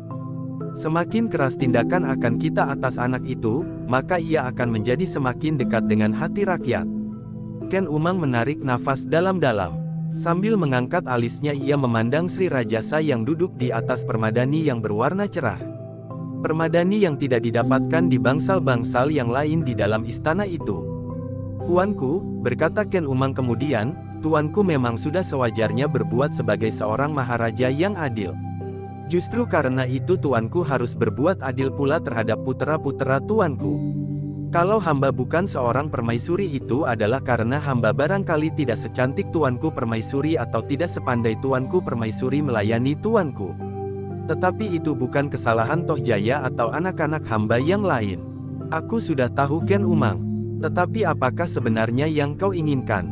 Apakah sudah waktunya kita akan mengawinkan Toh Jaya seperti Anusapati dan sebentar lagi Mahisa Wonga Teleng? Bukankah kau mengerti, kenapa aku tidak melakukan hal itu, dan justru untuk kepentingan Toh Jaya? Setelah Anusapati kawin maka sampailah saatnya ia mempersiapkan dirinya dengan tugas-tugas keprajuritan, meskipun hal itu dapat dilakukan sebelumnya. Tetapi karena setiap orang menganggap ia belum siap, maka hal itu belum pernah dilakukan sebelumnya. Namun setelah ia kawin, maka tidak akan ada alasan lagi untuk menunda setiap pendadaran baginya, karena ia sudah cukup dewasa, dan sampai pula pada batasnya, bahwa seseorang yang sudah berumah tangga, harus mempunyai tanggung jawab atas dirinya dan keluarganya. Dengan demikian Anusapati tidak akan mengingkari lagi tugas-tugas keprajuritan sebagai lajimnya putera mahkota. Bahkan ada juga seorang putera mahkota yang sudah membuktikan keperwiraannya sebelum ia melakukan perkawinan. Sri Rajasa berhenti sejenak. Lalu, kemudian apabila Anusapati melakukan kegagalan-kegagalan, akan datanglah saat-saat yang kita harapkan. Kita tidak akan dapat dengan begitu saja menggantinya dengan orang lain. Apalagi ia mempunyai saudara laki-laki yang lahir dari permaisuriku. Tuanku selalu menyebut permaisuri. Bukan aku saja, tetapi setiap orang akan menyebutnya. Tetapi juga setiap orang tahu siapakah Anusapati itu. Apakah sudah sepantasnya tuanku menurunkan warisan kepada orang lain bagi tuanku? Akulah yang paling sakit apabila aku mengenangnya, bahwa Anusapati itu bukan anakku. Tetapi aku tidak berdiri sendiri. Aku adalah seorang maharaja, dan Singasari mempunyai ratusan ribu orang yang akan memperhatikan setiap tingkah lakuku. Ken Umang menundukkan kepalanya. Aku akan berbuat sebaik-baiknya, tetapi dengan hati-hati seperti apa yang pernah aku lakukan sehingga aku dapat sampai ke tingkat yang sekarang. Apa yang sudah tuanku lakukan? Berbuat dengan hati-hati dan sabar. Ken Umang tidak menyahut lagi. Dibiarkannya Sri Rajasa duduk termenung sejenak, sebelum dipersilahkannya Maharaja Singasari itu bersantap di bangsalnya. Demikianlah pengharapan memang telah membakar hati Ken Umang. Semula ia hanya sekedar ingin menjadi seorang yang melampaui kedudukan orang biasa, dapat melepaskan sakit hatinya karena Mahisa Agni telah tidak mengacuhkannya. Dengan mengorbankan segalanya, ia berhasil menjadi istri Ken Arok yang bergelar Sri Rajasa Batara Sang Amurwabumi, dan bahkan melahirkan putera-putera laki-laki dari perkawinan itu. Tetapi keinginan-keinginan yang melambung tinggi tidak terbatas sampai pada tingkat yang semula dikehendaki. Akhirnya ia ingin memiliki segala-galanya. Memiliki Ken Arok sepenuhnya dan lebih dari itu, ia ingin memiliki Singasari. Itulah sebabnya ia berharap bahwa Tohjaya memiliki kelebihan yang dapat memikat hati rakyat. Apabila antara Anusapati dan Tohjaya terdapat banyak sekali perbedaan tingkat ilmu dan kemampuan kanuragan dan kecerdasan, maka akan datang saat itu dengan sendirinya, karena rakyat Singasari akan pandai memilih siapakah yang paling pantas untuk menjadi pelindungnya. Tetapi Ken Umang tidak mengetahui kegelisahan yang selalu membayangi Ken Arok yang bergelar Sri Rajasa Batara Sang Amurwabumi. Meskipun Ken Arok merasa selalu mendapat perlindungan dan pertolongan dari kekuasaan yang tidak kasat mata, namun ia tidak dapat mengingkari bahwa sesuatu yang melampaui kekuasaan lahiriah ada pula di dalam diri Ken Dedes. Meskipun Ken Dedes, permaisurinya, seorang yang lebih banyak diam dan menurut, namun apabila pada suatu saat ia bersikap, datanglah pengaruh pribadinya yang tiada taranya. Ken Arok pernah melihat cahaya yang memancar dari tubuh permaisuri itu. Bukan sekedar sekali dua kali.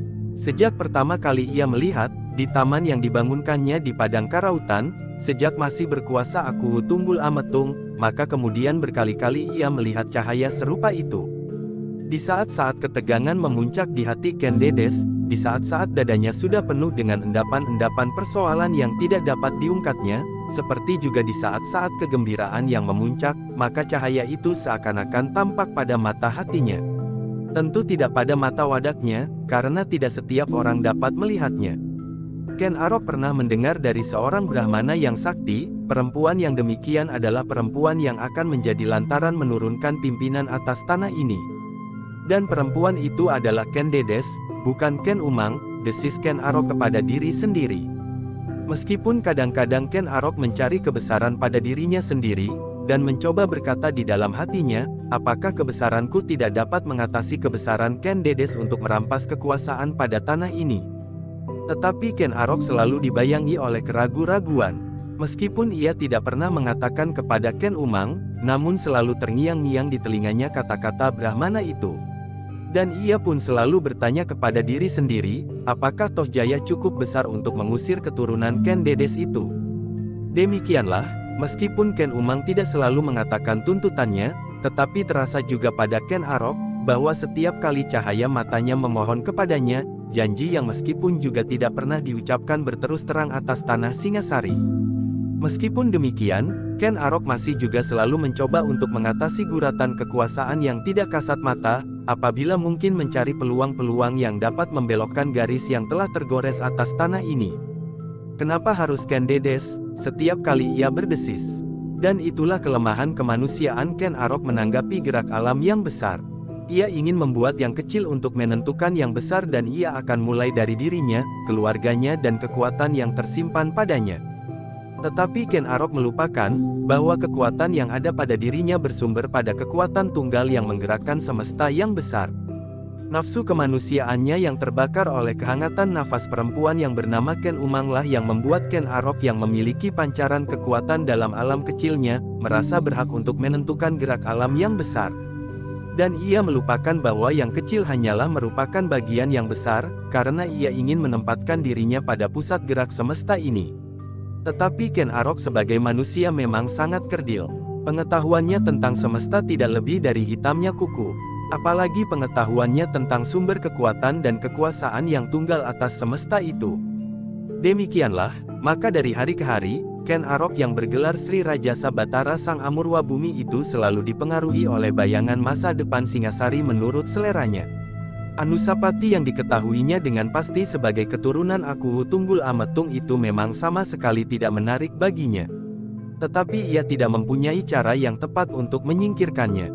Apalagi ia sadar, bahwa di Singasari masih ada Mahisa Agni yang akan dapat menjadi pelindung putra mahkota itu.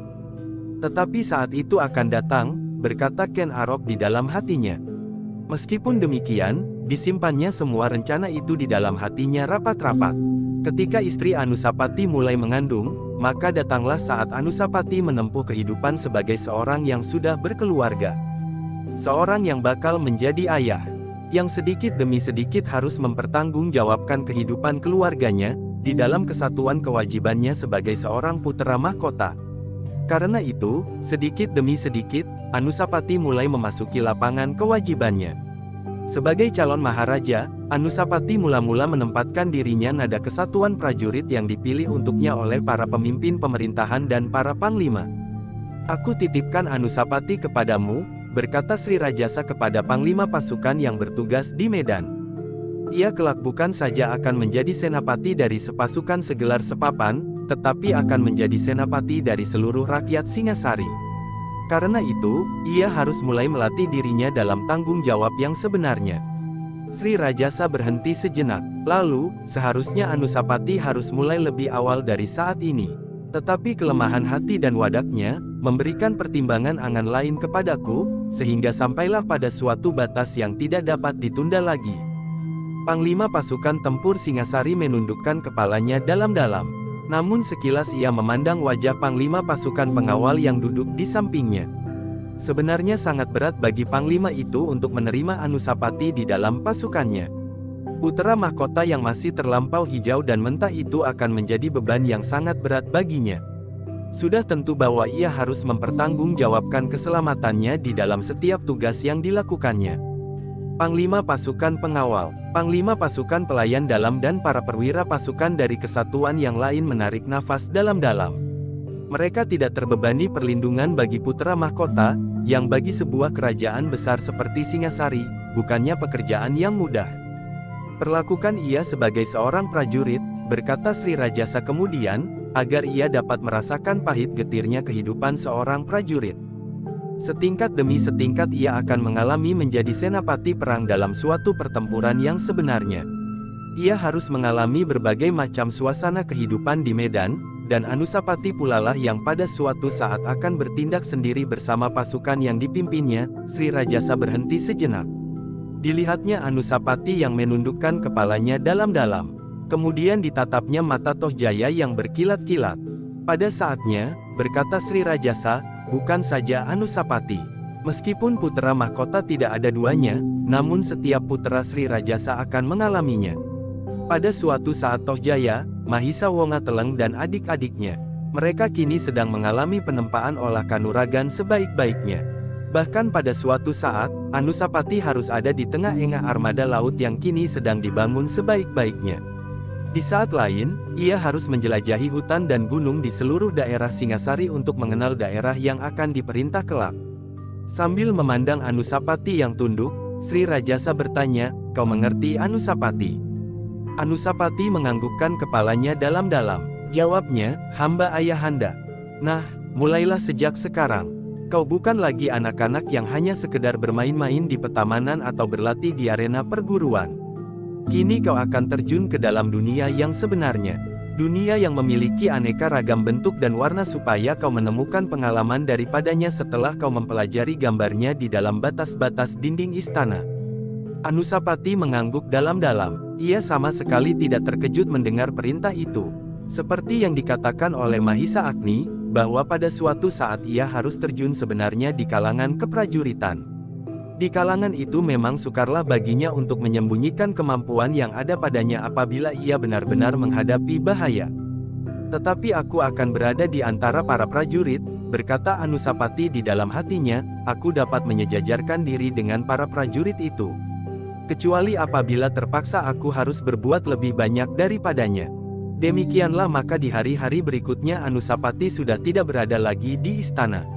Dengan berat hati ia mohon diri kepada Ibunda Permaisuri dan kepada istrinya yang sedang mengandung.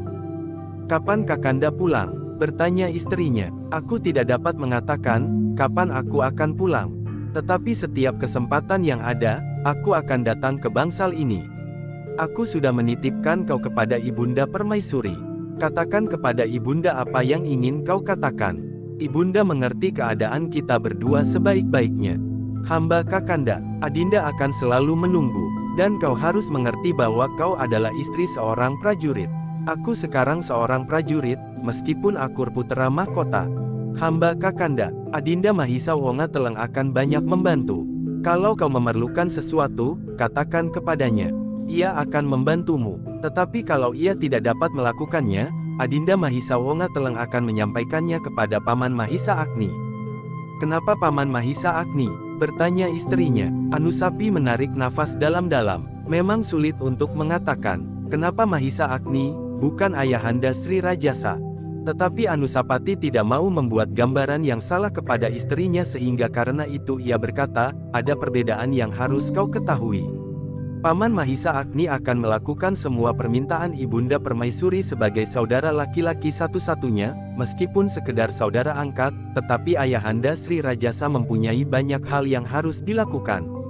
Karena itu, setiap persoalan kau wajib menghubungi saudaraku yang lahir dari Ibunda Permaisuri. Kau mengerti?"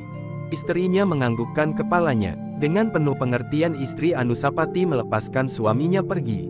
Ia sadar, bahwa bukan saja Anusapati yang mengalami pendadaran, tetapi juga dirinya sendiri yang kelak akan menjadi permaisuri di atas tanah Singasari. Kepada Mahisa Wonga Teleng Anusapati telah menyerahkan kepercayaan sepenuhnya. Meskipun demikian, Anusapati telah mempertemukan Mahisa Wonga Teleng dengan Sumekar, bahkan untuk kepentingannya dan kepentingan Singasari, seperti yang pernah dilakukan Mahisa Agni. Anusapati minta agar Sumekar mau menuntun anak muda itu di dalam olah kanuragan.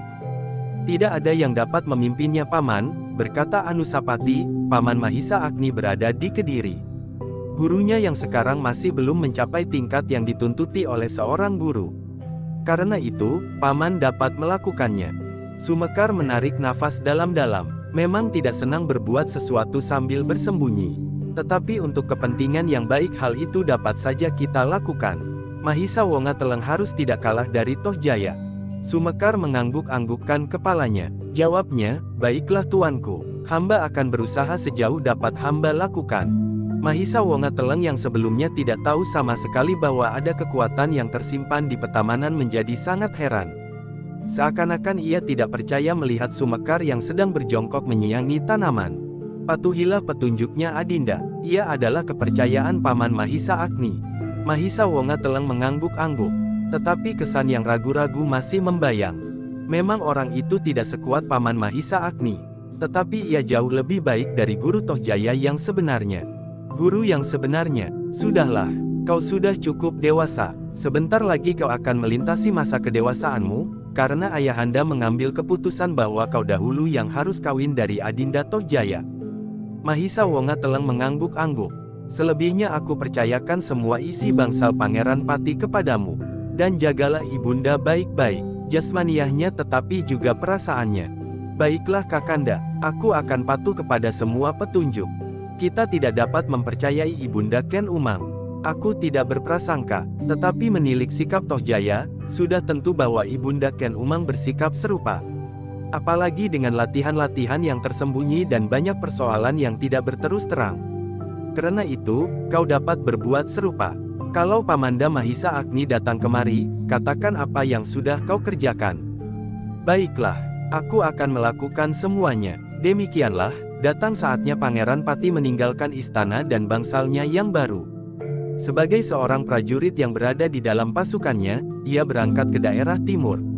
Daerah yang menurut laporan telah diganggu oleh beberapa orang yang menyebut dirinya pemimpin-pemimpin dari suatu lingkungan yang tidak begitu luas. Kekuatan dari gerombolan itu memang tidak begitu besar. Mereka tidak akan dapat bertahan lama.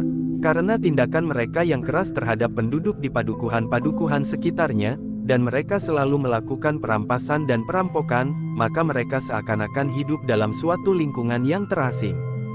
Senapati Fang memimpin prajurit Singasari itu berkata kepada prajuritnya, pekerjaan ini memang tidak terlampau berat. Suatu latihan pertama bagi tuanku Putera Mahkota. Aku kini seorang prajurit, sahut Anusapati. Senapati yang memimpin pasukan kecil itu tersenyum. Ia melihat kesungguhan membayang di wajah Anusapati. Sehingga karena itu ia berkata, tuanku agaknya bersungguh-sungguh. Bagaimanapun juga pengalaman akan menjadi guru yang baik bagi tuanku.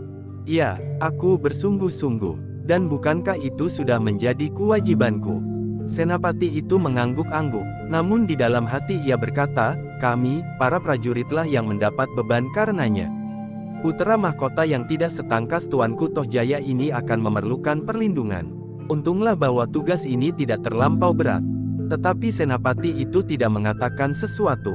Namun dalam pada itu, ia sudah menugaskan 3 orang prajurit pilihan untuk selalu melindungi Anusapati tanpa setahu putera mahkota itu, supaya ia tetap berhati-hati.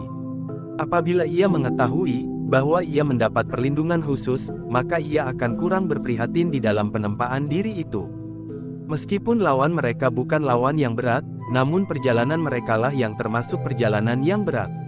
Mereka harus melintasi hutan-hutan pepat dan lebat, jurang yang curam dan bukit-bukit padas yang gersang, sehingga di siang hari matahari bagaikan membakar kepala. Apakah sarang mereka terlampau jauh? Bertanya Anusapati kepada senapatinya. Tidak tuanku, kita hanya memerlukan waktu perjalanan 3 hari 3 malam. Kemudian kita akan mengenal daerah mereka selama sehari semalam sebelum kita menyerangnya. Apakah kita belum mendapatkan gambaran yang pasti tentang gerombolan itu? Gambaran keseluruhan sudah tuanku, tetapi bagian-bagian yang kecil masih harus kita selidiki setelah kita berada di dekat sarang mereka. Apakah kita sudah tahu pasti kekuatan mereka? Gambaran tentang kekuatan mereka sudah kami terima, tetapi kita masih harus menyelidikinya lagi.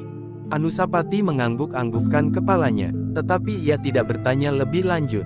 Banyak tanggapan di dalam hati para prajurit atas pertanyaan putera mahkota itu. Ada yang menganggap bahwa Anusapati sudah mulai cemas. Ada yang menganggap bahwa putera mahkota itu akan menjadi seorang prajurit yang cermat. Demikianlah maka perjalanan itu maju terus dari waktu ke waktu. Mereka merayap menaiki tebing-tebing curam, tetapi juga menyeberangi sungai yang besar. 3 orang prajurit pilihan yang mendapat tugas melindungi putera mahkota berjalan beriringan. Mereka selalu berusaha untuk berada dekat dengan Anusapati di setiap keadaan yang berbahaya. Selagi mereka memanjat tebing atau menuruni jurang. Juga selagi mereka berada di tengah engah sungai yang deras. Tetapi sebenarnya lah bahwa Anusapati bukan seorang anak muda yang berotak tumpul seperti yang diduga oleh kebanyakan orang. Ternyata Anusapati dapat mengerti bahwa 3 orang prajurit telah ditunjuk oleh pimpinan pasukan itu untuk membayanginya, untuk melindunginya apabila ia terancam bahaya. Namun demikian Anusapati masih saja berpura-pura tidak tahu bahwa 3 orang prajurit pilihan selalu berusaha menjaga keselamatannya. Tetapi ternyata bahwa perjalanan itu sendiri memberikan kegembiraan di dalam hati Anusapati.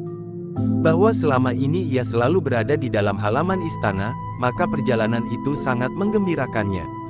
Bagaimanapun juga ia benar-benar mendapat pengalaman baru. Mendaki gunung, menuruni tebing, menyeberangi sungai yang deras dan menjelajahi hutan. Meskipun ia sudah berlatih olah kanuragan, mendaki tebing sungai yang curam yang kadang-kadang dengan sengaja dipilihnya bagian-bagian yang hampir tidak mungkin didaki, namun pengenalan atas alam yang bebas dan luas itu memberikan kesegaran baru kepadanya. Yang paling kurang dikenalnya adalah hutan-hutan yang lebat. Anusapati hampir tidak pernah mendapat kesempatan ikut berburu, sehingga hutan yang lebat, yang lembab dan digayuti oleh sulur kayu dan tumbuh-tumbuhan merambat, bahkan yang berduri, merupakan kenalan baru baginya. Namun bekal yang sudah cukup banyak di dalam dirinya, segera dapat dipergunakannya untuk menyesuaikan dirinya. Meskipun demikian sekali-sekali ia harus menunjukkan kesulitan yang kadang-kadang hampir tidak dapat diatasi. Ia menurut anggapan para prajurit adalah seorang yang masih sangat hijau di dalam olah kanuragan. Apalagi pengenalan daerah-daerah yang berat seperti yang dilaluinya. Latihan pertama ini agaknya memang terlampau berat bagi putra mahkota. Senapati yang memimpin pasukan itu berbisik kepada prajurit-prajurit yang diserai untuk melindungi Anusapati. Perjalanan inilah yang berat, tetapi apabila kita sudah mendekati sarang gerombolan penjahat itu, pekerjaan kita tidak akan banyak lagi. Justru tidak ada separuh dari kesulitan yang kita alami di perjalanan. Memang itulah yang dimaksud. Latihan pertama ditekankan pada kesulitan medan. Baru kemudian tuanku putra mahkota akan diperkenalkan dengan kekuatan lawan yang sebenarnya. Prajurit-prajurit itu menganggukkan kepalanya. Katanya kemudian, sebenarnya Singasari tidak perlu mengirimkan prajurit khusus untuk menumpas gerombolan kecil itu. Semuanya ini sekedar untuk kepentingan penempaan diri tuanku putra mahkota. Senapati itu mengangguk-angguk. Ia pun menyadari hal itu, sehingga karena itulah maka tugas yang ringan itu justru terasa menjadi beban yang cukup berat. Mudah-mudahan tuanku putra mahkota mendapat pengalaman yang berguna bagi dirinya, desis Senapati itu. Prajurit-prajurit Fang mendapat tugas melindunginya mengangguk-anggukkan kepalanya. Namun mereka merasa bahwa mereka telah mendapat kepercayaan untuk memberikan dasar pengalaman yang pertama kepada putra mahkota, sehingga karena itu, maka tugas itu pun mereka lakukan sebaik-baiknya. Tetapi mereka sama sekali tidak tahu bahwa pengalaman yang pertama, yang justru di daerah medan yang terlampau berat itu memang sengaja diberikan oleh Sri Rajasa atas petunjuk dari penasehatnya. Dengan demikian mereka mengharap bahwa hati Anusapati yang kerdil akan menjadi semakin kerdil. Medan yang amat sulit itu akan menghancurkan semua gairah pendadaran seterusnya. Meskipun musuh tidak terlampau berat, tetapi perjalanannya lah yang sangat berat bagi orang yang pertama kali mengalami. Bahkan beberapa orang prajurit yang sudah beringas beberapa lama pun merasa betapa beratnya perjalanan itu. Beberapa orang sudah mulai mengeluh, dan bahkan ada yang berkata, lebih baik aku harus berkelahi melawan gerombolan yang kekuatannya 5 kali lipat daripada berjalan di daerah yang gila ini. Kawannya mengangguk-anggukkan kepalanya, tetapi ia berdesis, apakah putra mahkota akan dapat sampai ke tujuan? Prajurit yang pertama mengerutkan keningnya. Sejenak ia berpaling. Dilihatnya putra mahkota berjalan terlatih-tatih diapit oleh prajurit yang diserai melindunginya. Yang seorang lagi dari mereka berjalan di belakangnya. Tuanku Anusapati sudah lelah sekali. Kawannya mengangguk-anggukkan kepalanya. Kita tidak akan dapat mencapai tempat itu sesuai dengan waktu yang diperhitungkan. Kita pasti akan mengalami kemunduran paling sedikit 1 hari 1 malam. Agaknya putra mahkota tidak akan dapat dipaksa untuk menyelesaikan perjalanan ini sesuai dengan waktunya. Jika demikian, agaknya memang lebih baik. Kita tidak akan terlampau lelah di perjalanan, sehingga kita dapat melakukan tugas kita dengan baik. Namun mereka terperanjat ketika tiba-tiba saja Senapati yang tanpa mereka ketahui berjalan di belakang mereka berkata, kita harus menyelesaikan tugas ini seperti waktu yang sudah diperhitungkan. Itu juga merupakan ujian bagi kalian, terutama bagi tuanku putra mahkota. Perhitungan waktu perjalanan prajurit adalah 3 hari 3 malam ditambah waktu pengamatan dan istirahat 1 hari 1 malam. Prajurit-prajurit yang bercakap-cakap itu tidak menyahut. Mereka hanya menarik alis mereka tinggi-tinggi. Namun di dalam hati mereka berkata, kami pasti lebih berpengalaman dari tuanku Putera Mahkota. Kalau saja tuanku Putera Mahkota masih dapat berjalan, aku pun masih dapat berjalan pula. Sebenarnya lah di hari kedua, Anusapati sudah tampak sangat lelah. Tetapi Anusapati sama sekali tidak mengeluh. Ia berjalan terus terlatih-tatih. Namun ia selalu mencoba berbuat sebaik-baiknya sebagai seorang prajurit. Para prajurit yang bertugas mengawasinya menjadi kasihan juga melihatnya. Sekali-sekali mereka memandang Senapati yang berjalan tidak jauh dari mereka, seakan-akan mereka ingin bertanya, apakah tuanku Putera Mahkota tidak sebaiknya diberi kesempatan untuk beristirahat. Tetapi tidak seorang dari para pelindung itu yang mengucapkannya. Mereka sadar, bahwa Putera Mahkota kini harus diperlakukan sebagai prajurit-prajurit yang lain. Namun demikian, para prajurit itu menjadi heran melihat kesungguhan hati Anusapati. Betapapun tampak lelah, tetapi ia berjalan terus. Seperti prajurit-prajurit yang lain, ia membawa perlengkapan yang cukup berat, senjata dan sekedar bekal di perjalanan. Di malam kedua, ketika mereka menaiki sebuah tebing yang curam, sampailah mereka di padang rumput yang agak datar. Udara yang sejuk menyapu langit yang penuh dengan bintang gemintang yang mulai bermunculan. "Kita bermalam di sini," berkata Senapati yang memimpin pasukan itu. Demikianlah, maka pasukan kecil itu mulai mencari tempat bagi mereka untuk beristirahat. Rumput-rumput kering dan batu-batu besar merupakan tempat yang paling baik untuk duduk dan merebahkan diri. Anusapati pun harus berbuat seperti prajurit-prajurit yang lain. Ia mendapatkan sebuah batu besar yang baik untuk berbaring. Kepalanya dialasinya dengan telapak tangannya. Dipandanginya langit yang jernih terbentang di atasnya. "Tuanku Putera Mahkota lelah sekali," desis seorang prajurit. Kawannya tidak menyahut, ia hanya menganggukkan kepalanya. Keduanya pun kemudian diam. Mereka mencoba menyadari tugas yang dibebankan kepada Putera Mahkota oleh Ayahanda Sri Rajasa. Ia harus mengalami pahit getirnya seorang prajurit agar ia dapat membuat penilaian yang tepat bagi sebuah pasukan apabila kelak ia menjadi Senapati Agung di peperangan yang besar. Tetapi sebenarnya Anusapati sendiri tersenyum di dalam hati. Ketahanan jasmaniahnya jauh lebih besar dari para prajurit yang berjalan bersamanya. Meskipun pendalaman perjalanan itu baru pertama kali baginya, tetapi tubuhnya sudah terlatih mengalami tugas yang sangat berat. "Kita mengadakan pembagian tugas pengamatan di malam hari," berkata Senapati itu kemudian. "Tanpa perkecualian, setiap orang mengalami tugas sepertiga malam. Kelompok yang pertama bertugas sampai tengah malam. Kemudian sisanya dibagi menjadi dua kelompok. Kenalilah bintang gubuk penceng. Kalian akan dapat menentukan waktu." Dalam tugas pengamatan di malam hari itu, Putera Mahkota mendapat kesempatan yang terakhir. Di dalam kelompok itu pula terdapat 3 orang prajurit yang mendapat tugas khusus untuk mengawasinya. Seperti prajurit-prajurit yang lain, Anusapati pun melakukan tugasnya dengan baik. Meskipun ia hampir belum tertidur sama sekali, namun ia tidak mengelakkan tugas itu. Dengan senjata di tangan ia duduk di atas batu mengawasi keadaan di sekitarnya bersama beberapa orang prajurit yang lain. Anusapati mengerutkan keningnya ketika ia mendengar di kejauhan suara aum harimau. Bukan hanya seekor, tetapi 2 ekor. Sejenak Anusapati memperhatikan para prajurit yang lain. Mereka pun agaknya tertarik mendengar suara harimau itu. 2 orang di antara mereka bangkit dan berjalan hilir mudik di antara mereka yang tertidur nyenyak di atas batu-batu dan rerumputan kering. Suara itu menjadi semakin dekat, desis salah seorang dari 2 orang prajurit yang berjalan hilir mudik itu. "Ya," sahut yang lain, "agaknya mereka mencium bau yang asing. Arah angin telah membawa bau keringatmu ke hidung harimau itu." Kawannya tidak menjawab lagi, tetapi ia masih saja berjalan hilir mudik. "Kenapa kau ributkan suara harimau itu?" bertanya kawannya yang lain yang duduk di atas sebuah batu yang besar sekali. "Sudah lama aku ingin memiliki kulit harimau." Oh, kawannya itu tidak mempedulikannya lagi. Tetapi dilayangkannya juga pandangan matanya kejauhan, menyusup ke dalam gelapnya malam.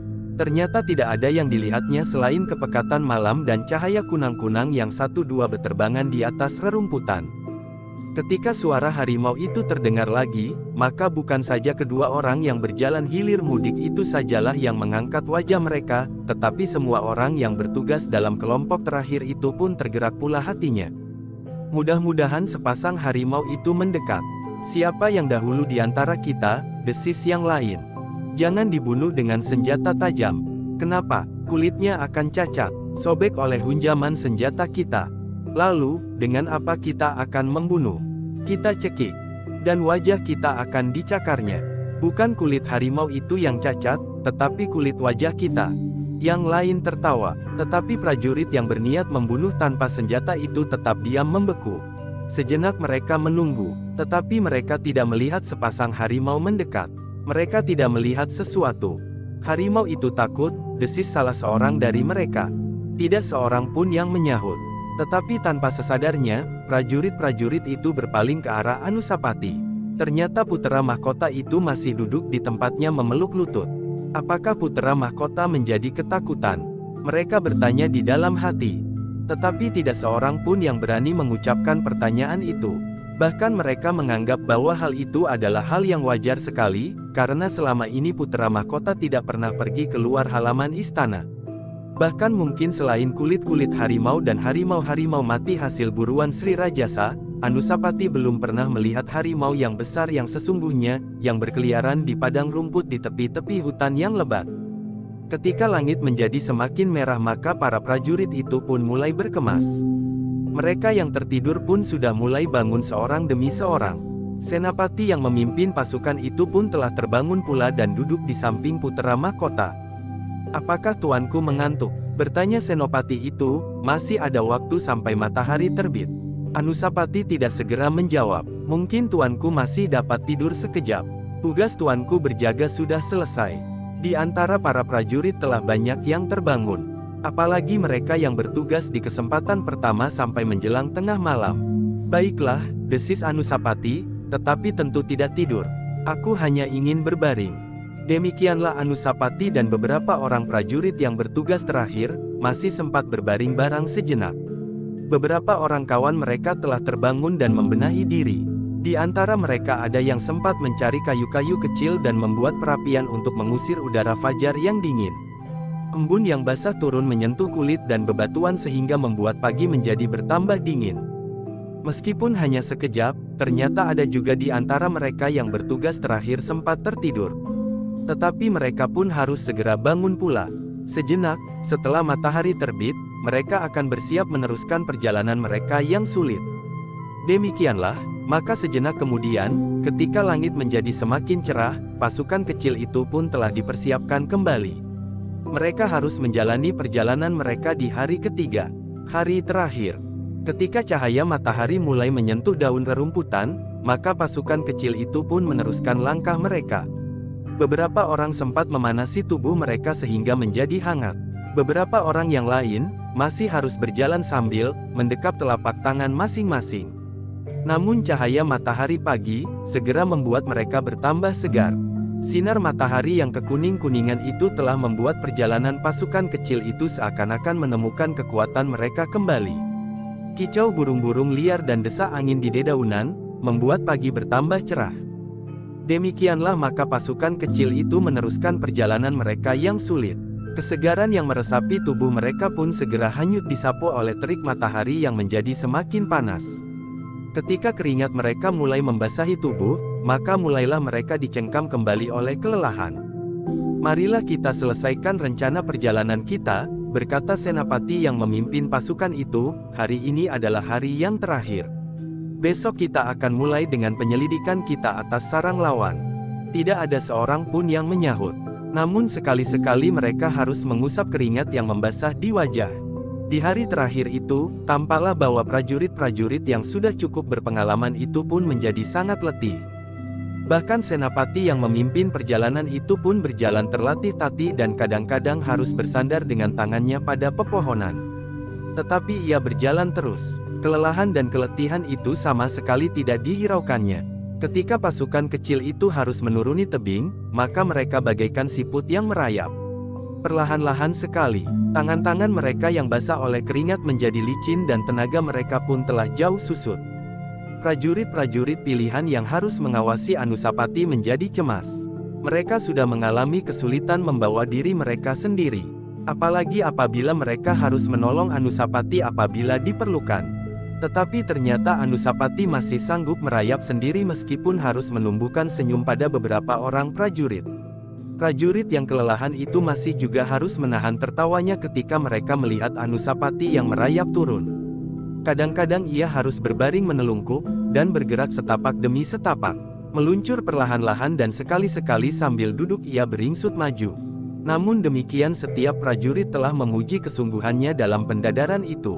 Meskipun selama di Istana Putra Mahkota itu disebut sebagai seorang anak muda yang malas, yang kurang cepat menangkap latihan-latihan olah kanuragan dan bahkan Tohjaya pernah menyebutnya sebagai seorang anak muda yang dungu, namun ternyata hati Anusapati keras seperti batu-batu padas di pegunungan yang mereka lewati. Dengan tubuh dan pakaian yang kusut dan kotor, Anusapati berhasil juga melampaui tebing itu seperti prajurit-prajurit yang lain. Bahkan ketika seorang prajurit tidak dapat menahan senyumnya di hadapan Anusapati melihat wajah yang berdebu, Anusapati sendiri ikut tertawa pula. "Nah, bukankah aku juga berhasil?" berkata Anusapati. "Ya, tuanku juga berhasil," sahut Senapati yang memimpin pasukan itu sambil tersenyum juga. "Tunggu, jangan berjalan dahulu, aku akan membersihkan diri." Para prajurit pun menunggunya sambil tertawa. Tetapi kesempatan itu merupakan kesempatan beristirahat pula bagi mereka. Beberapa orang telah membantunya mengibaskan kain panjangnya. Yang lain menepuk-nepuk punggungnya yang dilekati oleh debu yang kemerahan. Tetapi dengan demikian, debu itu justru menjadi semakin merata di tubuh Putra Mahkota, sehingga beberapa orang prajurit yang lain justru mentertawakannya. "Marilah," berkata pemimpin pasukan itu, "kita meneruskan perjalanan." Dan pasukan itu mulai bergerak lagi. Mereka masih harus melalui lapangan perdu yang panjang di bawah terik matahari yang membakar. Namun mereka harus berjalan terus. Selangkah demi selangkah. Dengan lemahnya Anusapati menyeret kakinya satu demi satu langkah. Tetapi ia masih tetap tidak mengeluh. Ia tidak pernah mengajukan permintaan apapun untuk menunda perjalanan. Ia akan menjadi prajurit yang baik, desis Senapatinya kepada salah seorang prajurit pilihan yang mengawasi Putra Mahkota. Prajurit itu menganggukkan kepalanya, benar-benar di luar dugaan. "Aku kira bahwa aku akan mengalami kesulitan melayaninya, bahkan mungkin mendukungnya, tetapi ia tetap berjalan sendiri betapapun lelahnya. Sama sekali berbeda dari anggapan orang terhadapnya," sahut Senapati itu. "Putra Mahkota itu sama sekali bukan orang yang malas, bukan orang bodoh apalagi dungu. Memang mungkin ia agak lambat menerima ilmu dari gurunya. Tetapi itu bukan berarti malas atau bodoh. Mungkin cara gurunya tidak sesuai baginya, sehingga ia tidak berminat untuk belajar dengan sungguh-sungguh." Prajurit itu mengangguk-angguk. Mereka kini melihat sendiri, betapa Anusapati menjalani tugas yang dibebankan kepadanya dengan bersungguh-sungguh, sehingga prajurit yang lain menjadi segan untuk bermalas-malas, karena justru Anusapati yang baru pertama kali mengalami itu melakukannya dengan bersungguh-sungguh. "Kalau yang ada di pasukan ini Tuanku Tohjaya, mungkin kita akan mendapat kesulitan," berkata prajurit itu tiba-tiba. "Kenapa?" bertanya pemimpinnya. "Kadang-kadang Tuanku Tohjaya berbuat terlampau berani." "Sombong maksudmu?" Prajurit itu tersenyum. "Katakanlah begitu, aku tidak akan melaporkannya, aku juga menganggapnya begitu. Ya, dengan demikian perjalanan ini akan menjadi perjalanan yang sangat berbahaya baginya. Mungkin Tuanku Tohjaya menjadi kurang berhati-hati dan merasa berkemampuan melampaui kita semuanya." Senapati itu mengangguk-angguk. Katanya, "Tetapi pada suatu saat, Tuanku Anusapati akan menyamainya, justru karena Putra Mahkota merasa dirinya kurang berpengetahuan dan bersedia menerima petunjuk dari siapapun juga." Prajurit itu mengangguk-angguk, tetapi ia tidak menjahut lagi karena nafasnya yang mulai memburu di lubang hidungnya. Senapati yang memimpin pasukan itu pun terdiam pula, ia sendiri juga merasa kaki-kakinya menjadi lemah karena lelah. Tetapi ia tidak mau berhenti. Perjalanan hari itu adalah perjalanan yang terakhir menjelang sarang penjahat yang mereka datangi. Ternyata perjalanan di hari terakhir itu benar-benar terasa berat sekali. Beberapa orang prajurit sudah hampir tidak dapat maju lagi. Namun setiap kali mereka melihat Anusapati yang dengan nafas terengah-engah berjalan terus, mereka pun tidak juga mau berhenti. Namun demikian hampir setiap orang mulai mengeluh di dalam hati. Bahkan pemimpin pasukan itu pun mengeluh pula. Tetapi ia tidak mau memerintahkan pasukannya menunda perjalanan. Di sebuah semak-semak yang rimbun, Anusapati yang menyeret kakinya itu pun berhenti sejenak. Setiap orang memandanginya dengan heran ketika ia menarik pedangnya dan sarungnya. Apakah yang akan dilakukannya? Bertanya salah seorang prajurit kepada kawannya.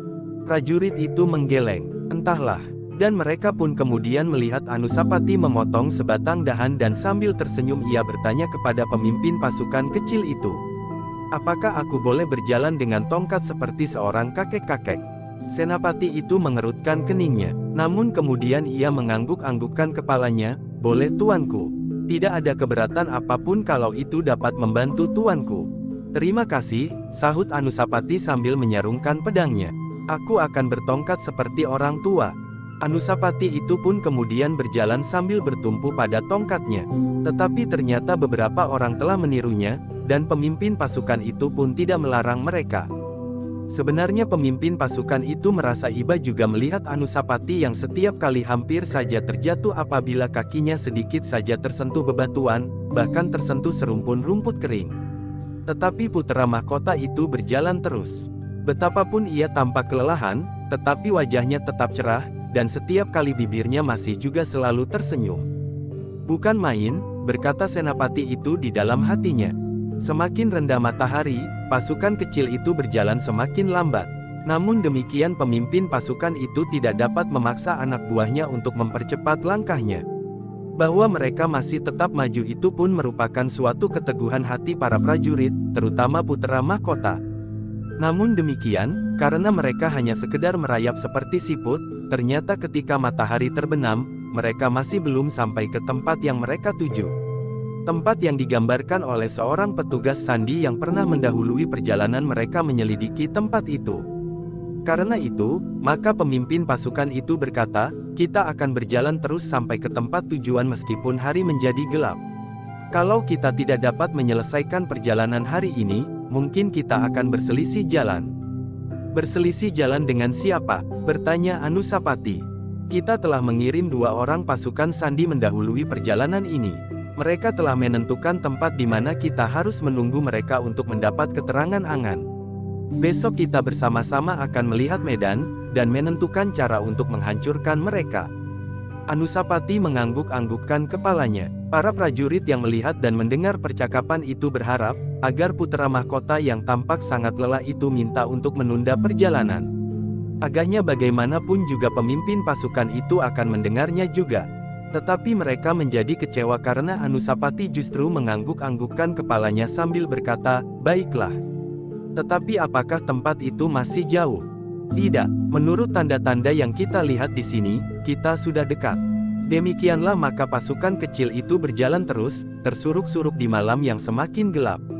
Tanpa obor dan tanpa tuntunan apapun. Mereka harus mengenali tanda-tanda di perjalanan dan isyarat-isyarat yang pernah mereka terima sebelum mereka berangkat. Sambil mengumpat-umpat di dalam hati mereka berjalan terus. Anusapati pun berjalan terus. Seluruh pasukan itu menjadi lelah seperti tidak bertenaga lagi. Beberapa lama kemudian barulah senapati itu berkata, berhenti. Marilah kita lihat tempat ini. Pasukan itu pun segera berhenti. Sejenak mereka mengamat-amati keadaan.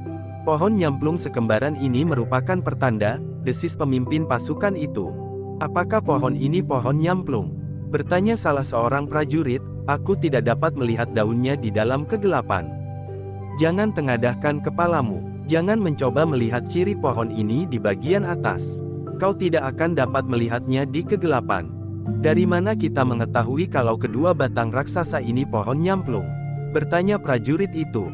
Lihatlah ke bawah, daun-daun yang jatuh dan terutama buah-buahnya yang tercecer oleh angin ini. Oh, prajurit itu mengangguk-anggukkan kepalanya. Dipungutnya sehelai daun kuning, dan kemudian sebutir buah nyamplung yang tergolek di bawah kakinya. Ya, kita telah sampai di bawah pohon nyamplung sepasang itu. Dan tentu batu inilah yang dimaksud dengan batu berkilat itu. Ya, kita berhenti di sini, sela prajurit yang lain. Ya, kita sudah sampai. Kita dapat beristirahat sejenak, berkata senapati itu. Tanpa perintah berikutnya, hampir setiap prajurit segera menjatuhkan dirinya duduk bersandar pokok-pokok kayu tanpa menghiraukan tanah yang agak lembab dan kotor. Bahkan ada di antara mereka yang menjelujurkan kakinya sambil menarik nafas dalam-dalam, seolah-olah mereka telah terlepas dari suatu tugas yang sangat berat. Senapati yang memimpin pasukan itu pun sebenarnya telah lelah sekali pula. Tetapi ia tidak dapat berbuat seperti prajuritnya. Ia masih berjalan hilir mudik sejenak, memperhatikan setiap orang di dalam pasukan itu. Baru kemudian ia meletakkan dirinya di atas sebuah batu dan bersandar pada sebatang pohon perdu. Di sampingnya Anusapati pun telah duduk pula lebih dahulu dengan nafas yang terengah-engah. "Perjalanan yang berat tuanku?" bertanya senapati itu. Anusapati tersenyum. Diusapnya keringat yang membasah di kening. Kemudian di sela-sela tarikan nafasnya yang memburu ia menjawab, "Ya, perjalanan yang berat, tetapi menyenangkan. Aku melihat sesuatu yang baru dalam perjalanan ini. Bukan sekedar petamanan di halaman istana yang dibatasi dinding-dinding batu yang tinggi. Di sini aku dapat melihat hijaunya hutan. Dari hutan yang rindang, sampai hutan belukar yang lebat. Aku dapat melihat tebing-tebing batu padas yang kemerah-merahan, dan aku dapat melihat jurang yang curam di tepi-tepi sungai." Senapati itu mengangguk-anggukkan kepalanya. Katanya pula, "Tuanku pasti lelah sekali." "Ya, lelah sekali. Sebenarnya aku sudah ingin berhenti di separuh perjalanan hari ini. Tetapi aku tidak berani melanggar ketentuan yang sudah digariskan, bahwa hari ini kita harus sampai di sini." Senapati itu tersenyum. "Semua orang kelelahan," berkata Anusapati kemudian. "Ya, semua orang menjadi sangat lelah." Anusapati mengangguk-anggukkan kepalanya. Namun kemudian ia beringsut mendekat sambil berbisik, "Aku akan bertanya sesuatu." "Silahkan tuanku, aku belum berpengalaman di dalam olah keprajuritan. Karena itu aku tidak mengerti cara yang kau pergunakan di dalam tugas kita kali ini. Kalau memang sudah ditentukan bahwa hari ini kita harus sampai di sini, barangkali memang tidak dapat dipertimbangkan cara lain. Tetapi seandainya dalam keadaan seperti ini, selagi semua prajurit kelelahan dan hampir tidak mampu berdiri lagi, tiba-tiba datang sebuah serangan lawan yang mengetahui kehadiran kita dari petugas-tugas sandinya, bagaimana kira-kira yang akan terjadi?" Senapati itu mengerutkan keningnya. Pertanyaan itu sangat sederhana, tetapi mengandung kebenaran yang tidak dapat diingkari. Untuk memenuhi rencana yang sudah diatur sebelumnya, senapati itu telah memaksa prajuritnya berjalan terus betapapun lelahnya. Tetapi seperti yang ditanyakan oleh Anusapati, apabila dalam keadaan seperti ini, segerombolan musuh datang menyerang, maka apakah yang kira-kira akan terjadi? Karena itu, untuk sesaat prajurit itu merenung. Tanpa sesadarnya dipandanginya setiap orang yang duduk dengan lelahnya bersandar batang-batang pohon. Bahkan ada yang begitu saja berbaring di tanah beralaskan daun-daun kering. Seakan-akan mereka sama sekali sudah tidak bertenaga lagi. "Tetapi tuanku," berkata prajurit itu, "kita berhadapan dengan segerombolan penjahat yang tidak mempunyai pengetahuan yang cukup di dalam olah keprajuritan, meskipun mereka adalah penjahat-penjahat yang menggetarkan daerah di sekitar tempat tinggal mereka. Namun mereka tidak akan mempunyai pikiran untuk menempatkan beberapa petugas sandi di sekeliling sarang mereka itu. Ya, kali ini. Tetapi kalau hal ini terulang, selagi kita menyerang gerombolan-gerombolan yang lebih teratur dan lebih besar, maka kita akan mengalami kesulitan." Senapati itu mengangguk-anggukkan kepalanya. Tiba-tiba ia berkata, "Tuanku benar. Kita memang terlampau memaksa diri. Mudah-mudahan mereka tidak mengetahui kehadiran kita dan tidak menyerang kita selagi kita kehabisan tenaga. Mudah-mudahan besok, selagi kita beristirahat sambil mengenal medan, kekuatan kita telah pula kembali. Mudah-mudahan tidak terjadi apa-apa malam ini." Senapati itu pun terdiam, sedang Anusapati kemudian beringsut menjauh. Disandarkannya tubuhnya pada sebatang pohon yang besar sambil memandang berkeliling. Di dalam hati ia berdesis, kalau tempat ini banyak ularnya, mungkin akan timbul korban karenanya. Apakah obat yang dibawa itu cukup kuat melawan bisa ular yang tajam? Tetapi ia pun kemudian menggelengkan kepalanya, mudah-mudahan tidak ada ular di sini, atau ular-ular itu menjadi ketakutan dan pergi. Dalam pada itu, hampir setiap orang di dalam pasukan itu tidak sempat lagi membagi tugas. Hampir semuanya duduk terkantuk-kantuk, bahkan mereka yang terlampau lelah dan berbaring di atas dedaunan kering, ada pula yang telah tertidur. Sehingga dengan demikian, Sanapatinya pun agaknya segan juga untuk memaksa mereka berjaga-jaga meskipun berganti-gantian.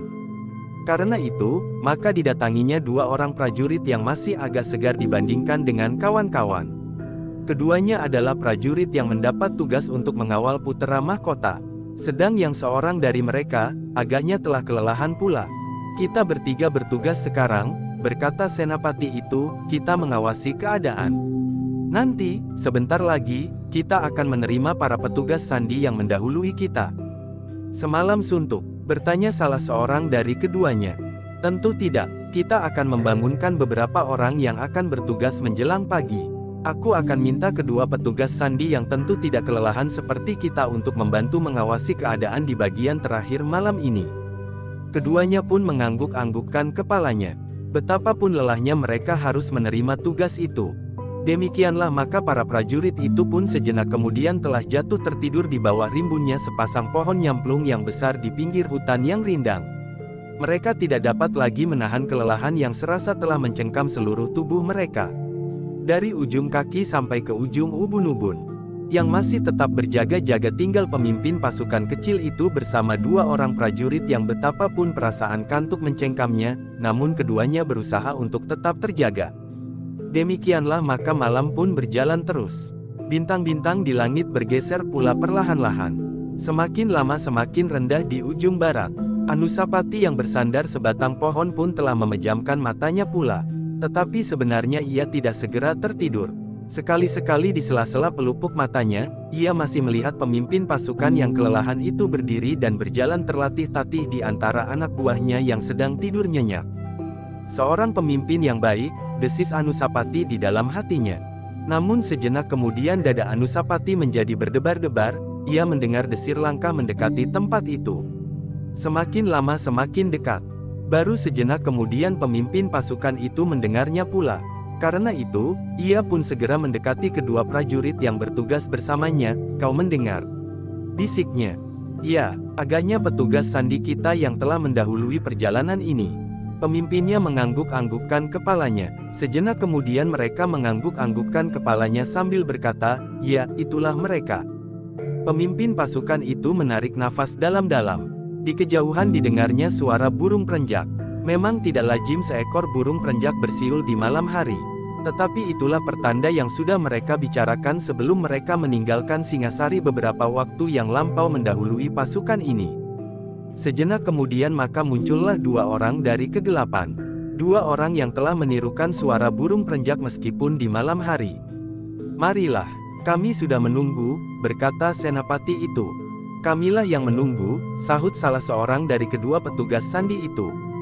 Oh, ya, kalianlah yang telah menunggu. Marilah, duduklah. Keduanya pun segera mendekati pemimpin pasukan itu dan duduk di atas selembar daun nyamplung yang kering. Kau terlambat beberapa saat. Tidak, jawab senapati itu, kami datang pada waktunya. Kami mengharap kalian datang sebelum senja. Tetapi kalian datang hampir tengah malam. Oh, tetapi masih di hari yang ditentukan. Ya, dan kita masih mempunyai waktu sehari semalam untuk melihat-lihat keadaan sambil beristirahat. Pemimpin prajurit itu mengangguk-angguk. Desisnya, ya, kita masih dapat beristirahat. Sekarang kau dapat melihat sendiri, prajuritku tidur seperti orang mati karena kelelahan.